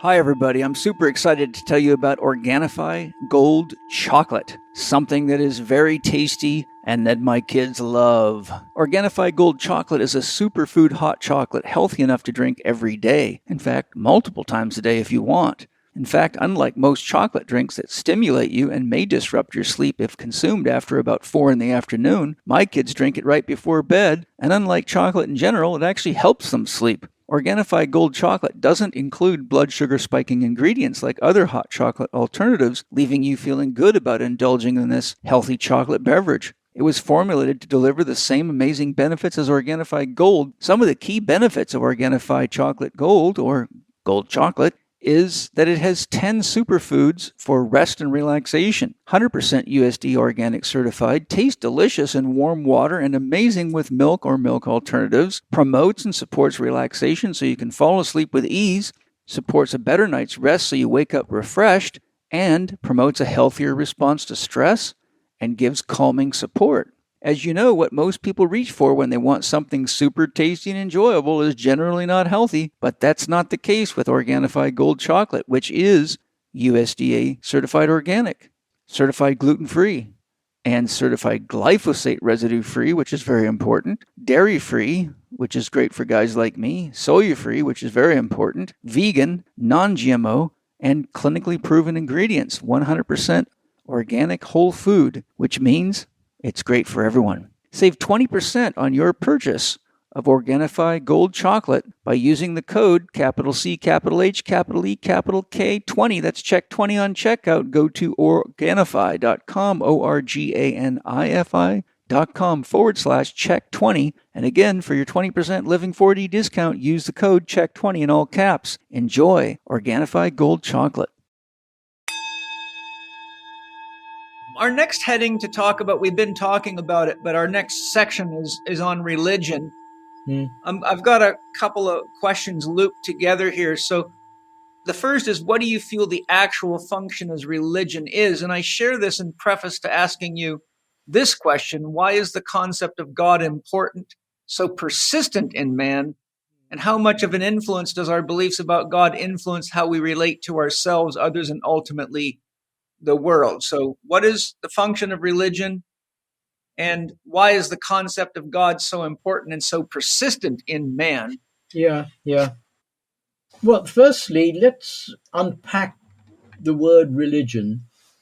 Re ligare, meaning to bind back. Ligare as in ligature or ligament. Connector. Connector. Now, I was dwelling on this, that anything that is so powerful and uniting a force, when misused, will divide and cause chaos. Now, you can either bind yourself, so the word bind has a double meaning. You can be bound, meaning imprisoned.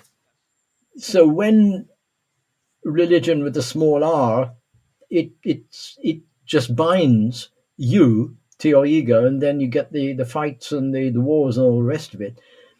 But when it's really gare, you bind back. You're binding the personal to the divine source. So in the widest sense, the purpose, as the word suggests, is this sort of leading man back to his own source. And it tries to provide the means to enable man to do this. In the broadest terms, philosophy provides the grand plan, being very, very simplistic. Religion shows the path, many paths, and science shows the method. That's beautiful. Yeah. If you've been shown the path up Mount Everest, it's not good enough. At least you know there's a path there. But how do you do it? So you need a method as well. So the function of religion is to lead man back to unite him with his source. But in order to do that, it has to give a clear definition of our relation with the source or the creator, and make a definite statement about our goals. Now, your other point was, why is the concept of religion so important? The most materialist atheist has a religion. It could be completely nihilistic, but he has a religion which is materialistic. Every human being wants to relate to some higher purpose or higher source, however he sees it. And even sport is now becoming a religion. Sure it is. Now, take football. I mean, a wonderful sport, but football hooliganism. Now, how does that start? If my team loses and your team wins, we bash each other up. Now, isn't that the same as my God is not the same as your God, so we'll fight, have a religious war, Hindu and Muslim or Christian and whatever. So when a person identifies with something which he believes will take him to a better place, and it only stays at the level of a concept, then you get the problems. But every person has a religion, because man, by man I mean human beings, of course, is basically a religious creature. Scientism has become a religion. Transhumanism is being called. There's a paper out. It's the religion of the modern era. But leaving aside transhumanism, I'm happy to talk about it. It's trying to say, do this, and you'll be better. Believe me, and you'll be better. Accept what I'm saying. Blind faith. Don't question it. Orthodoxy. Trust me, and you'll improve. It has all the hallmarks of religion with a small r. Religion Yes. that binds, does Yes. not bind back. Right. It binds you to, but not back to your Yeah. source. Yes, exactly. Religion is really, in my opinion, as a metaphor, a practice that's in the temporal that brings you back to the eternal within yourself and within life itself. Yeah, absolutely. And there are people, who say religion should be banned. Well, and I would say, yes, okay. But if you want to ban religion, then be honest with yourself. Ban everything that has come from religion. Ban everything that has been the fruit of religion. Everything mechanical, based on Newton's laws. Newton openly said to Richard Bentley in his wonderful letters that his whole purpose in writing Principia was, as he said, to demonstrate the power and superintendency of a supreme being. Right. So if you don't want religion, ban everything that comes. Never go to a concert, or at least from Bach, Beethoven, and Mozart. They were deeply religious people. If you can't do that, then you're not being honest with yourself in your saying, I want to ban religion. What you should be banning, or you can never ban, you can educate. What you can educate people to is to discard orthodoxy and try and discern the universal. Yeah. Part of the question and what I'm wanting to pull out of you a little bit here is, I'll rephrase it slightly. Jung, in his speaking of archetypes, said that the imago Dei archetype, image of deity, is the archetype from which all archetypes emerge. And he says it's impossible to determine if your beliefs about God create you or you create them. You all create them, yeah. That reminds me of the Chinese, Huang Tzu, I think, who woke up and he thought, was I dreaming of a butterfly, or was the butterfly dreaming I was a man? Right. Yeah. So the question I'm trying to get to, so I can hear your conception of it, is how much of an impact do you feel that one's beliefs about God or non-God impact the rest of their entire belief system, philosophy, or way of seeing the world? Beliefs are of huge significance, but not importance. And this is the difference. Beliefs are central, they're very significant, but once you make them important, you're going to run into trouble, because belief means you've formed a mental concept, a map. Right. And as we said, maps are very useful. You couldn't, well, you'd be daring to start mountaineering without a map. But if you argue over the map, you're not going to be climbing the mountain. Right.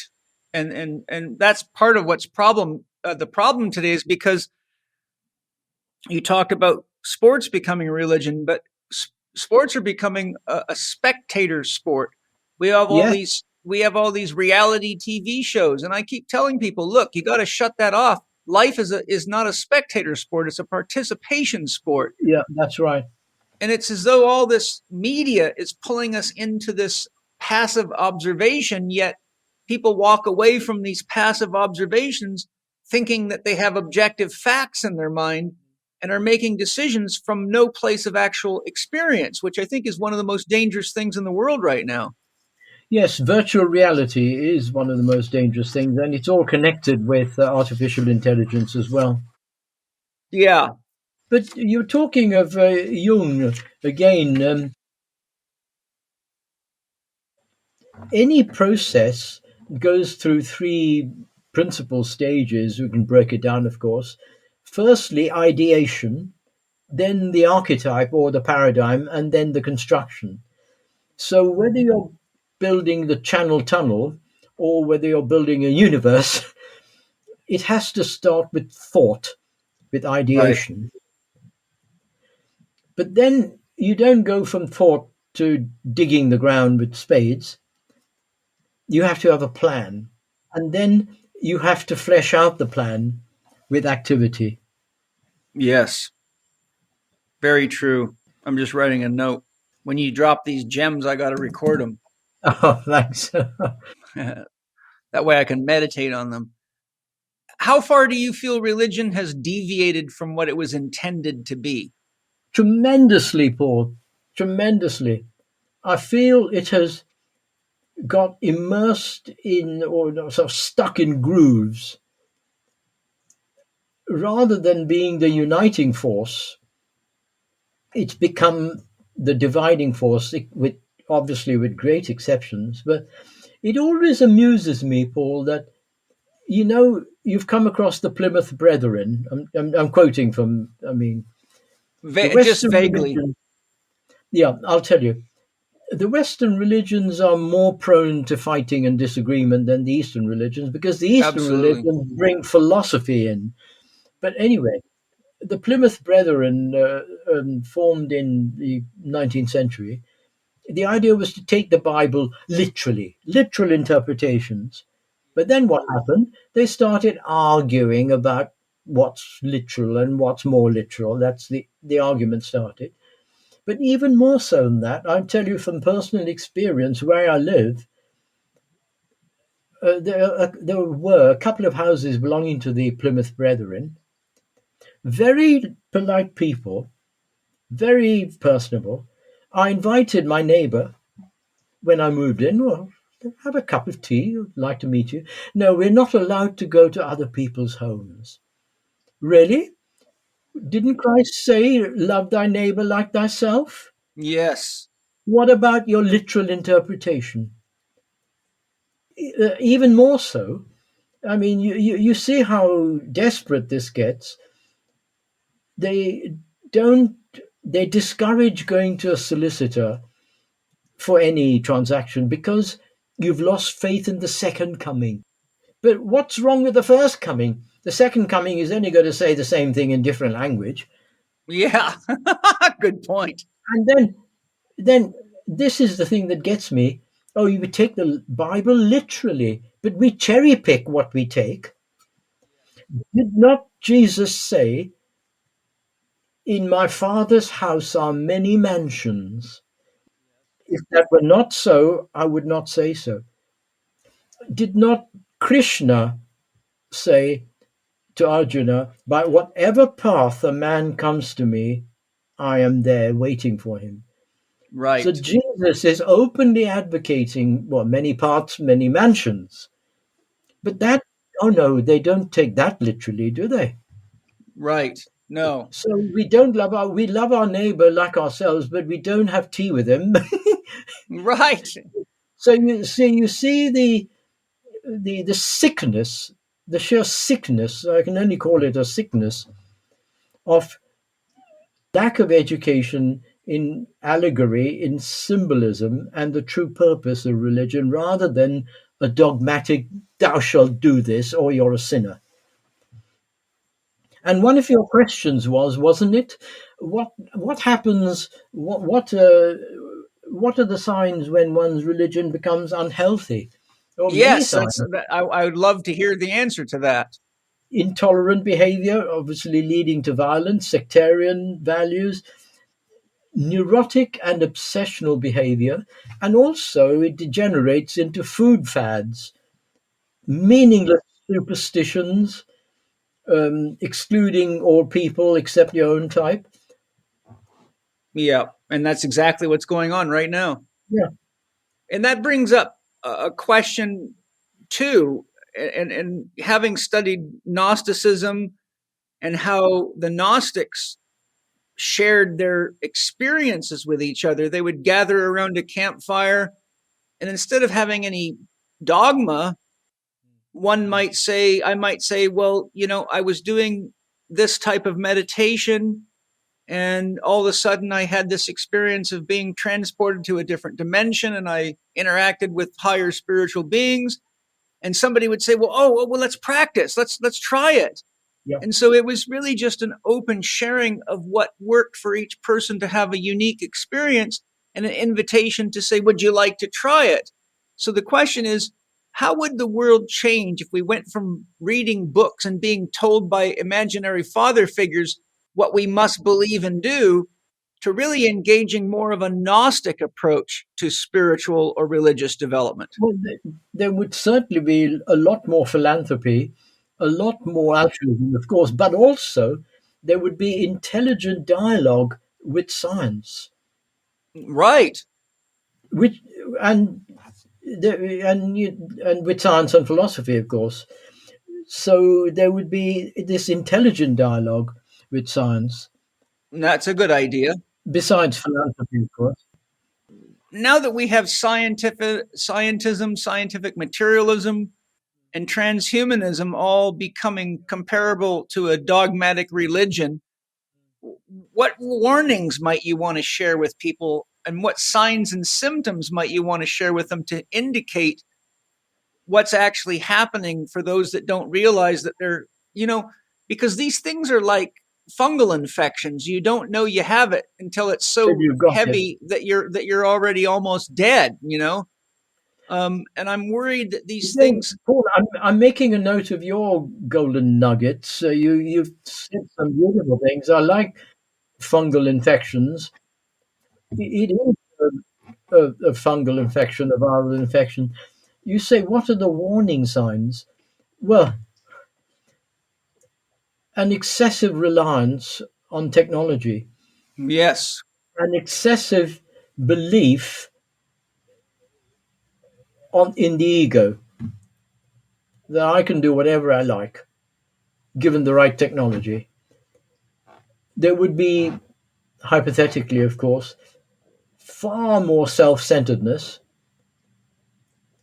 There would be a tremendous arrogance towards all other approaches. These And would to be, life itself. these would be the sort of warning signs. Sounds like something that's very heavy and happening right in front of us, doesn't it? Yeah. And the other thing you hear is spiritual but not religious. That's another oxymoron, or, you can't square that circle. Right. Because when people say, I'm spiritual but not religious, obviously they're reacting against the dogmatic Yeah. orthodox. But to say spiritual without religious, well, you might as well say, I love music, but I don't want to hear music. I love mathematics, but don't teach me arithmetic. I want to hear all about general relativity, but don't teach me calculus. Right. Exactly. Yeah. Well, Eddie, what do you think happens when politics uses religion to its own aims? And what You have, happens when it avails itself to political motives, and how big of a yeah, concern is well, we're that? seeing enough of that, aren't we?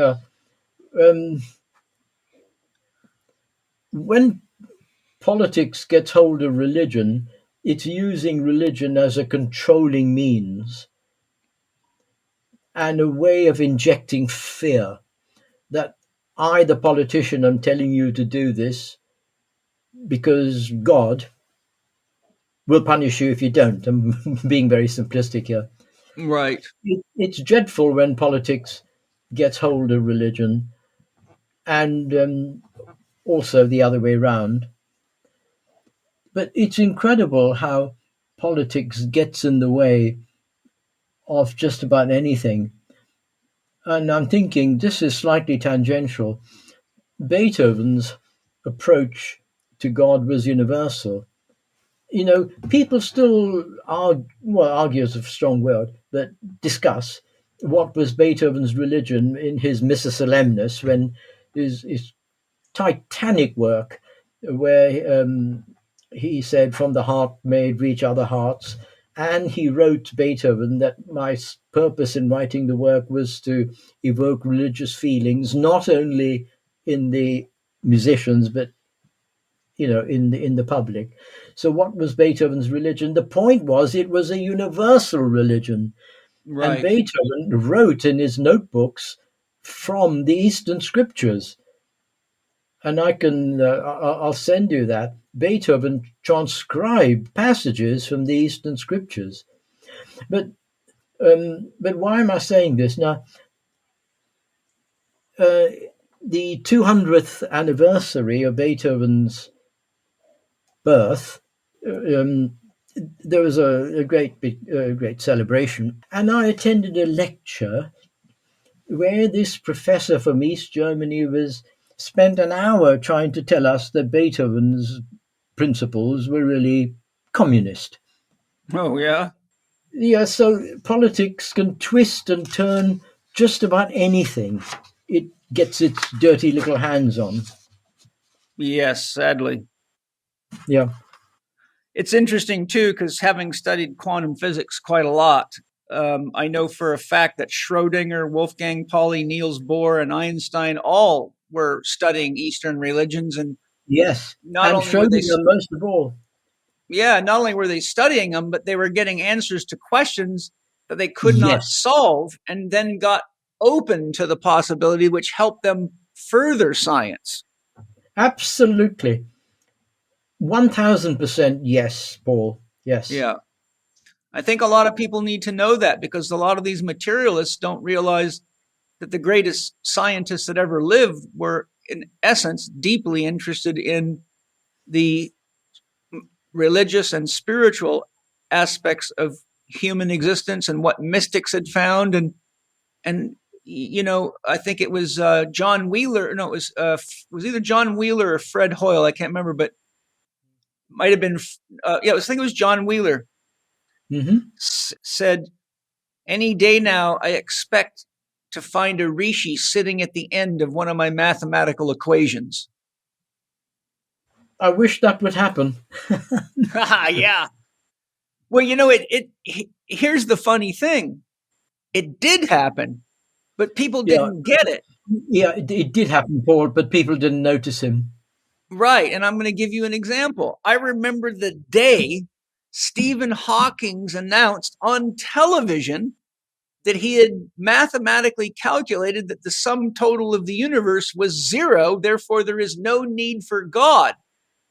And I said, well, Mr. Hawking, I said, I'm saying to myself, here's Stephen Hawking, one of the smartest scientists on the planet, who doesn't realize that a mathematical symbol for unconditional love is 0. 0, exactly. So you found God and you didn't even see it. I'm like, oh my God. That's the disconnect between the head and the heart. And the left and the right brain. And the left and the right brain, yeah. So, politics using religion controlled by blind obedience, be punished by God, and religion using politics to gain power struggles and manipulation. Exactly.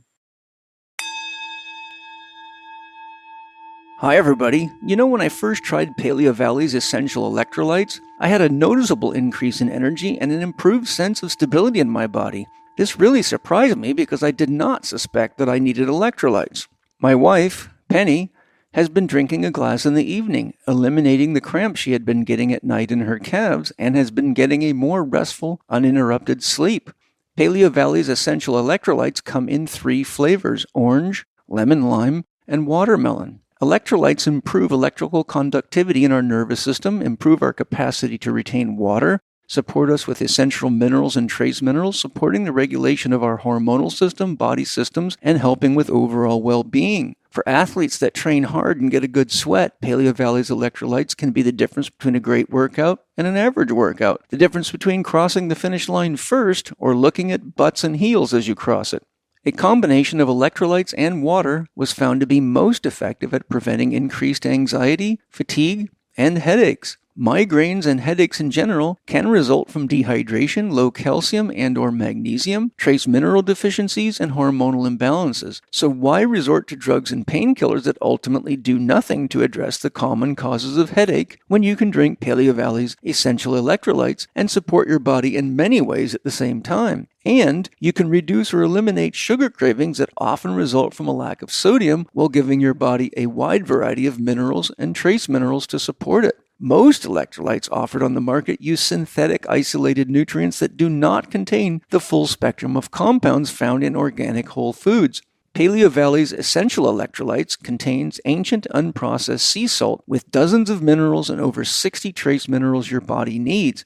You will also enjoy the pure organic coconut powder and the refreshing flavor and essential potassium it provides. Together, this is a perfect balance of ingredients that will not only give you improved capacity for exercise, better hydration, and reduced chances of unwanted headaches, muscle cramping, and premature fatigue, but will support your body with the essential minerals and trace minerals that help keep you balanced and in a state of well-being. Paleo Valley's essential electrolytes are also third-party tested to ensure purity in all ingredients. To get your essential electrolytes now, go to paleovalley.com. That's P-A-L-E-O valley.com and save 15% on your purchase using the code capital C, capital H, capital E, capital K, 15. That's Chek in all caps, 15. Chek 15 on checkout. My family and I use Paleo Valley's excellent products every day and love them, and I'm very confident you will too. So, Eddie, you wanted to share a little bit about, how do we break free from this, dogmatic addiction to religious ideals? And I think, ideology, religious ideology. I think from studying how consciousness evolves, it starts off as ethnocentric or I-centric, my people, my group, to first it's I-centered to we-centered. Then it goes to, so once you get out of your religious ideology, I'm a Christian or I'm a Buddhist or Muslim, then it goes to world-centric. So we start to look into each other's beliefs, and I think it causes a flowering effect. What do you think is important in that regard? Flowering is the most important word. As children, it's always my mummy, my daddy, my friends. But then when you grow up, you realize other people have mummies and daddies as well, not only me. And then I live in this city, but other people live in cities, and we expand our horizons. If you have the privilege of bit of travel, you expose yourself to other cultures, Right, and other religions and other customs. But by studying comparative religion, you see the thread, the common thread, and the uniting factor rather, and you realize that the arguments are really over small differences, and we tend to miss the bigger picture. yes, and that means to miss the bigger picture. I mean, it's if a person reads poetry as prose, they're going to miss the bigger picture. Of course, that's well put. I think that our education systems take the poetry out of poetry, and there's a reason that the great mystics of the world communicated a lot of their teachings in poetry for that reason. And it also, Exactly. the nice thing about poetry is, like you can take a Rumi poem and give it to 100 people and get 100 completely different interpretations because it strikes each of them in a unique Differently. way. I think that's really what religion's supposed to do. We're not supposed to herd people into groups of sheep and have them memorize things so they pass a test on memorization, which turns you into a computer.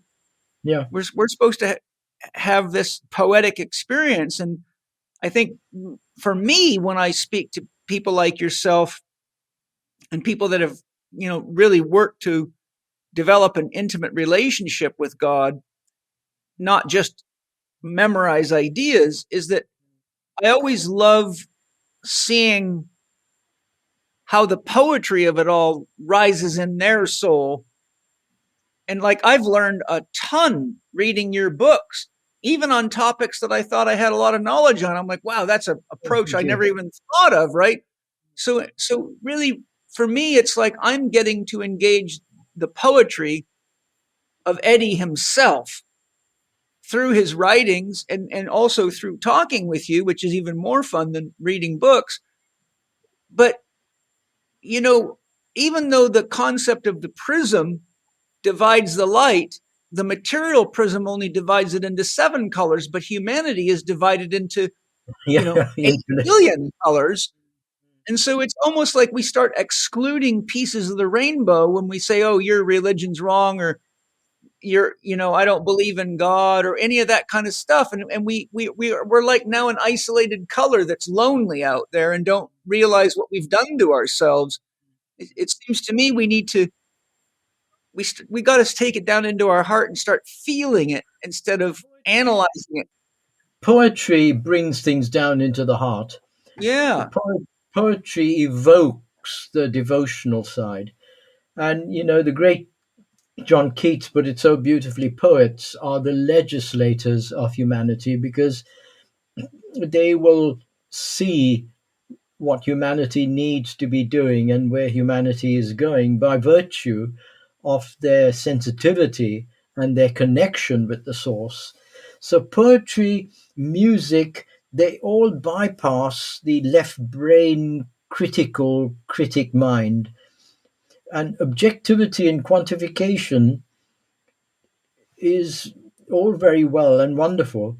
But if you make that your sole objective, then you will take the poetry out of anything you read.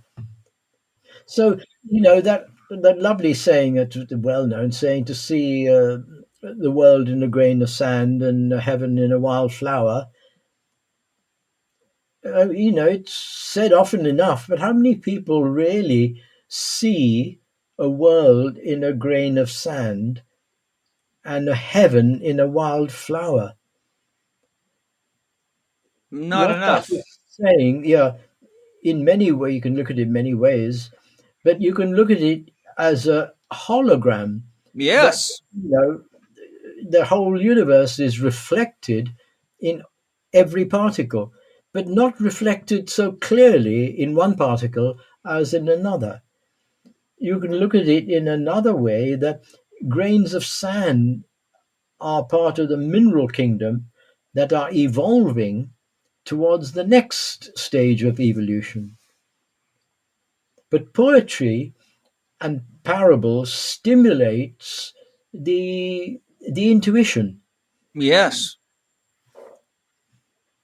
And that opens the door to Yeah, the, definitely. because Jung describes intuition by informing us that intuition is the only function of consciousness that can tell us the things that thinking, feeling, and sensation cannot give us. No, tuition from within. Yes, exactly. Speaking of poetry in the heart, I read a very good book on how to develop your own myth, your own personal myth by, Mhm. I believe his first name's John Youngblut, Young Oh yeah, Blut. And yes. it's an older book, but I read it a few months ago. I was just called to it because part of my new work and my new book and program is to teach people how to create and become conscious of their own personal myth. Because ultimately, without consciousness of that, you're not aware of the polarities you're generating or how you're perceiving the world or how you're using the power of your own imagination and creative abilities to create what's happening in your life. But what he said in the book that I think was relevant to poetry in the heart is he says, only the heart can deliver justice to the mind. And I think that's such a powerful statement. Only the heart can deliver justice to the mind, because the mind without the heart is artificial intelligence. Yes, well put. Oh, it's not the mind, it's the brain.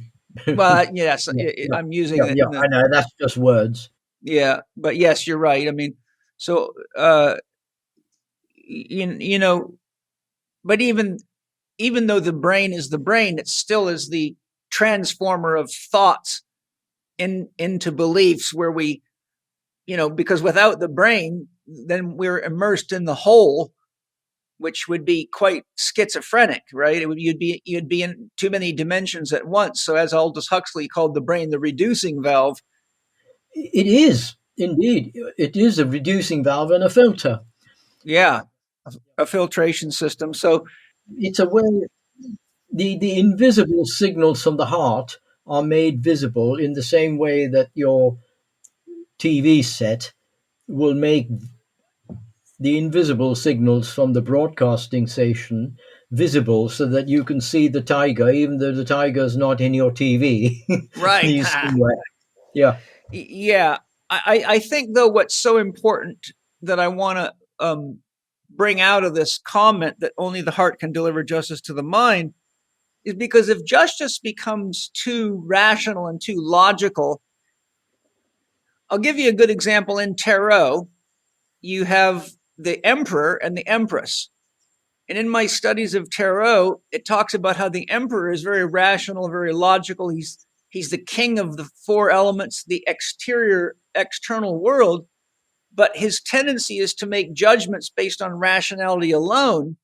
And the description is that it's his wife, the empress, who's more in touch with her heart and her feeling nature and the nurture of a mother, that comes to the emperor and says, wait a minute, before you have that guy's head cut off, do you realize that his child just died? His wife died. Yeah. He's suffering from severe depression, and he had no choice but to steal an apple because he was starving to death and he's too emotionally crippled to go to work. Whereas you were just using your left brain to make right an intellectual judgment. Yeah. So she's like the heart, the empress, that brings the emperor into balance. And I think that a lot of things that lawyers do based on legalese and rationality are often dangerously overlooking the elements of the story that can only be perceived by putting your heart into it. Yeah. And then you can't see what's really going on if the heart's not involved. Yes. And I think as we go more and more into scientific materialism, we get more and more heartless and more left-brained and more caught in these blind alleys that sound good on paper, but they don't actually produce justice. Absolutely go along with that. I think what I'd like to close on today, because we've had a good run, and I want to let people have time to digest this, and we can come back. Our next section that we'll get into in our next meeting together will be looking at science and looking at the relationship of science and consciousness, which I think will be a fascinating exploration. But one of the things I've studied quite a bit, and it really is a source of a lot of confusion and controversy and religious infighting, is the idea of Jesus as a man versus Christ as a principle. Yes. And how Christianity turned Jesus from a man into a God and all the complexities of that. I'd just love to hear your thoughts on that paradox and that kind of confusion. Yeah, I always say Jesus the Christ, not Jesus Christ, because Jesus, the man, was Christed. So the Christos principle flowered in him. And Christ is exactly the same as Krishna. So it's the spiritual soul that flowered in the man Jesus. But to turn a man into a god is really an anthropomorphic exercise of turning God into a human concept. Right. And then you have the problem of not Christianity, but churchianity. Ah, yes. How good is that? That's so true. But yeah, there's a lot of, you're quite right, infighting about that very thing. I would say, instead of putting all your eggs in one basket, so Jesus is the only God, Son of God, look to the other sons of God. Yes. Look at Ramana Maharshi. Look at the Buddha. Look at all the other great saints of any religion. They're all sons of God, meaning they have realized the divinity within them and lived entirely in accordance with that realization, whereas we are unconsciously half realizing in our finer moments when we act unselfishly, and we all do, unless we're totally monstrous. We all have our finer, refined moments. We are then glimpsing and acting according to that divine light, but we don't let it shine all the time. It hits on a dimmer switch, unfortunately, and who controls the dimmer switch? The ego. So um, those who are permanently rooted in the divine self are Christed. Krishna, Buddha, Shankaracharya, Jesus, Ramana, all of Even Lao them. Tzu. Most certainly, and a great, great philosopher. Most certainly. Yes, I think it's important to see the Christ principle as the equivalent of unconditional love. Yes. And by definition, a man can't be unconditional love because a man is an object, has a body, we can weigh it, measure it. There's a personality, there's an ego, there's a limitation. But the concept of, in Charles Fillmore's Metaphysical Bible Dictionary, one of his dictionary definitions of the word Christ is one who has become united with the all. Yes. So the principle of Christ is actually the awareness of, the immersion of, and the experience of the unconditional love of God that is giving birth to all things that allow us to have an awareness of and an experience of life itself, which is the experience of love itself.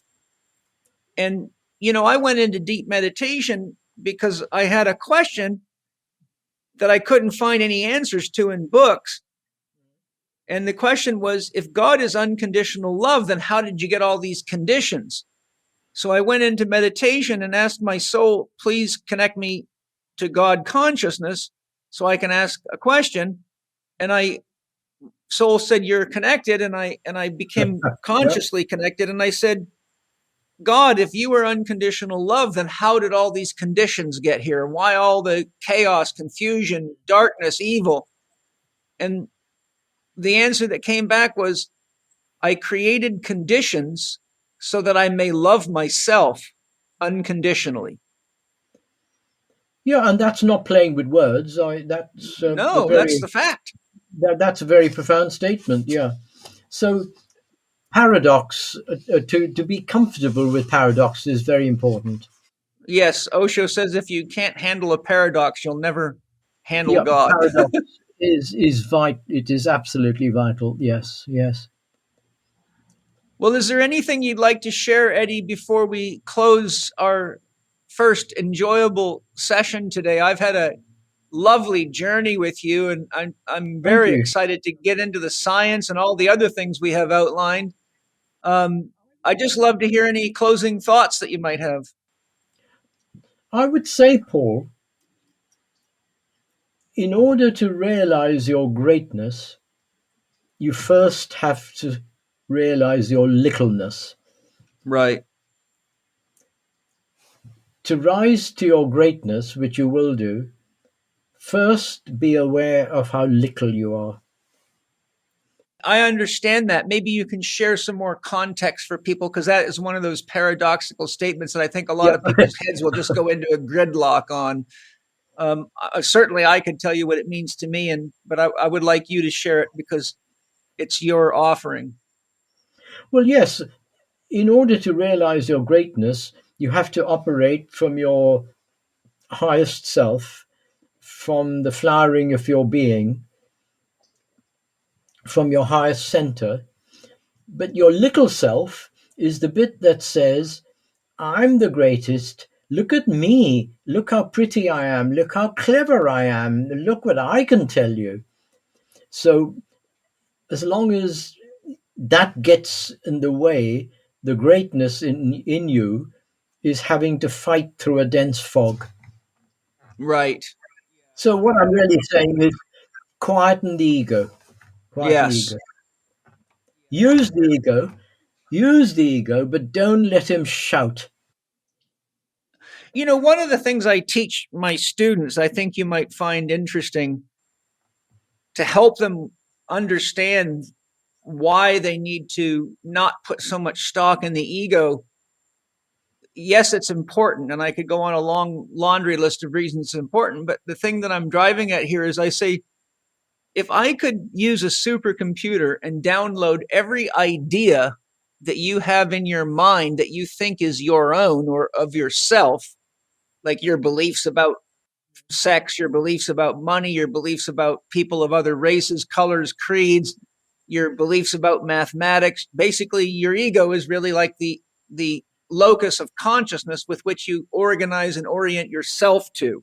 Your sense of self is not truly the self, but it's really like a periscope of the self, like a submarine being the self. The ego is just like a little periscope having a little look around.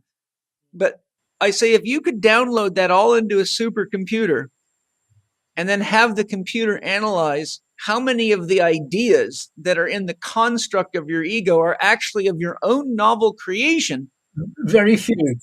versus having been planted into you by other people, Yes. most people agree it probably wouldn't even be more than 2%.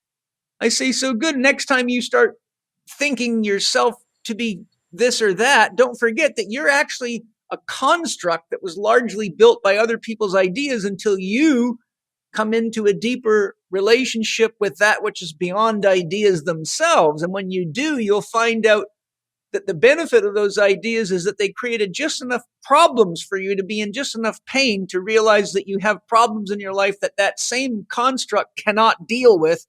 And that's the beginning of a legitimate spiritual relationship with God, when you say, okay, I give up because this AI system that people programmed into me is too limited to get to the place to have the experiences of love that I want to have. And really, The that, greatest of people have admitted that they've stood on the shoulders of giants, yes, so to speak, that their inspiration is thanks to others who have inspired it through their minds. But there is that wonderful play by T.S. Eliot where Lord Montchesey says, I now realize that my mind has been a dream dreamt through my mind by the minds of others. right. And he realizes this when his aunt in his baronial castle tells him that, you know, your father wanted to murder your mother but never had the courage to do so. It was a pent up, never accomplished. So then the Lord says, now I know why I threw my wife overboard at sea on the ship. My life has been My mind has been a dream dreamt through my mind by the minds of others. So until we realize our conditioning, then our thoughts are a jumble of our own productions and other people's secondhand thoughts and a load of other things. And this is what meditation is about, to realize that conditioning. Yeah, to get apart from it, Yeah. get back so you can witness it and detach from it and see it's kind of like watching the story as a witness instead of being trapped in it. Yeah. Great. Well, thank you, Eddie. Oh, What a it's been great a exploration. real pleasure and a joy. Thank you so much.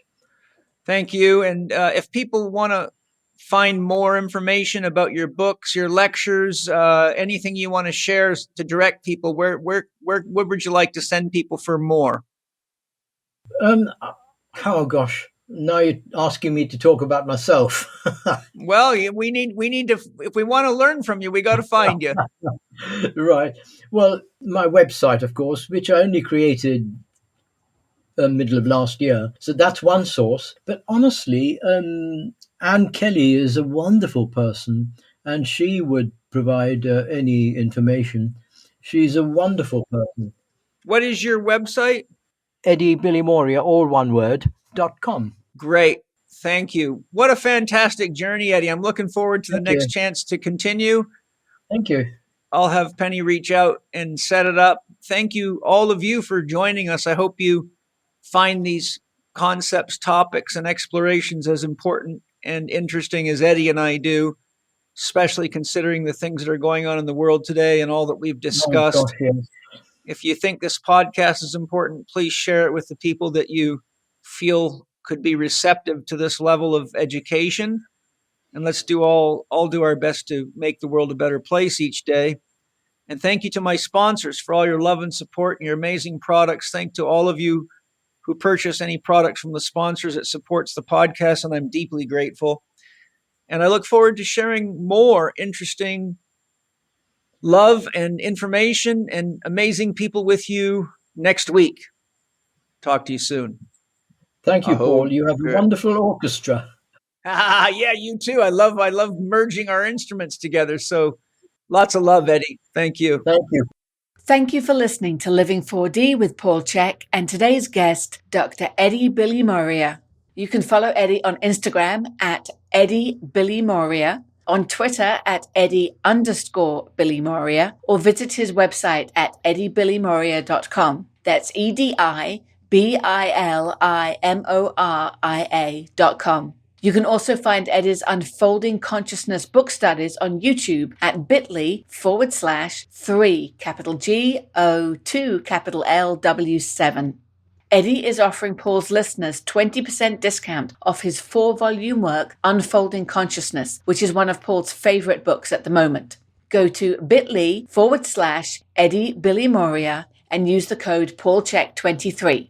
That's bit.ly/EDIBILIMORIA, and the code to use is PaulChek23. You can find Paul on Instagram and TikTok at paul.chek, on Twitter at Paul Chek, or on his YouTube podcast channel, youtube.com/living4D with Paul Chek. You can also watch more on Paul's blog at paulcheksblog.com, or visit the Chek Institute site at chekinstitute.com to find Paul's e-learning courses, advanced training programs, and to learn more about the Chek Academy. You can read the show notes and find all the links to the resources and offers mentioned in this episode at chekinstitute.com/podcast. And if you enjoyed today's episode, please consider leaving us a 5-star rating and a warm review at the top of the show page on Spotify, or at the bottom of the show page if you are listening on Apple Podcast.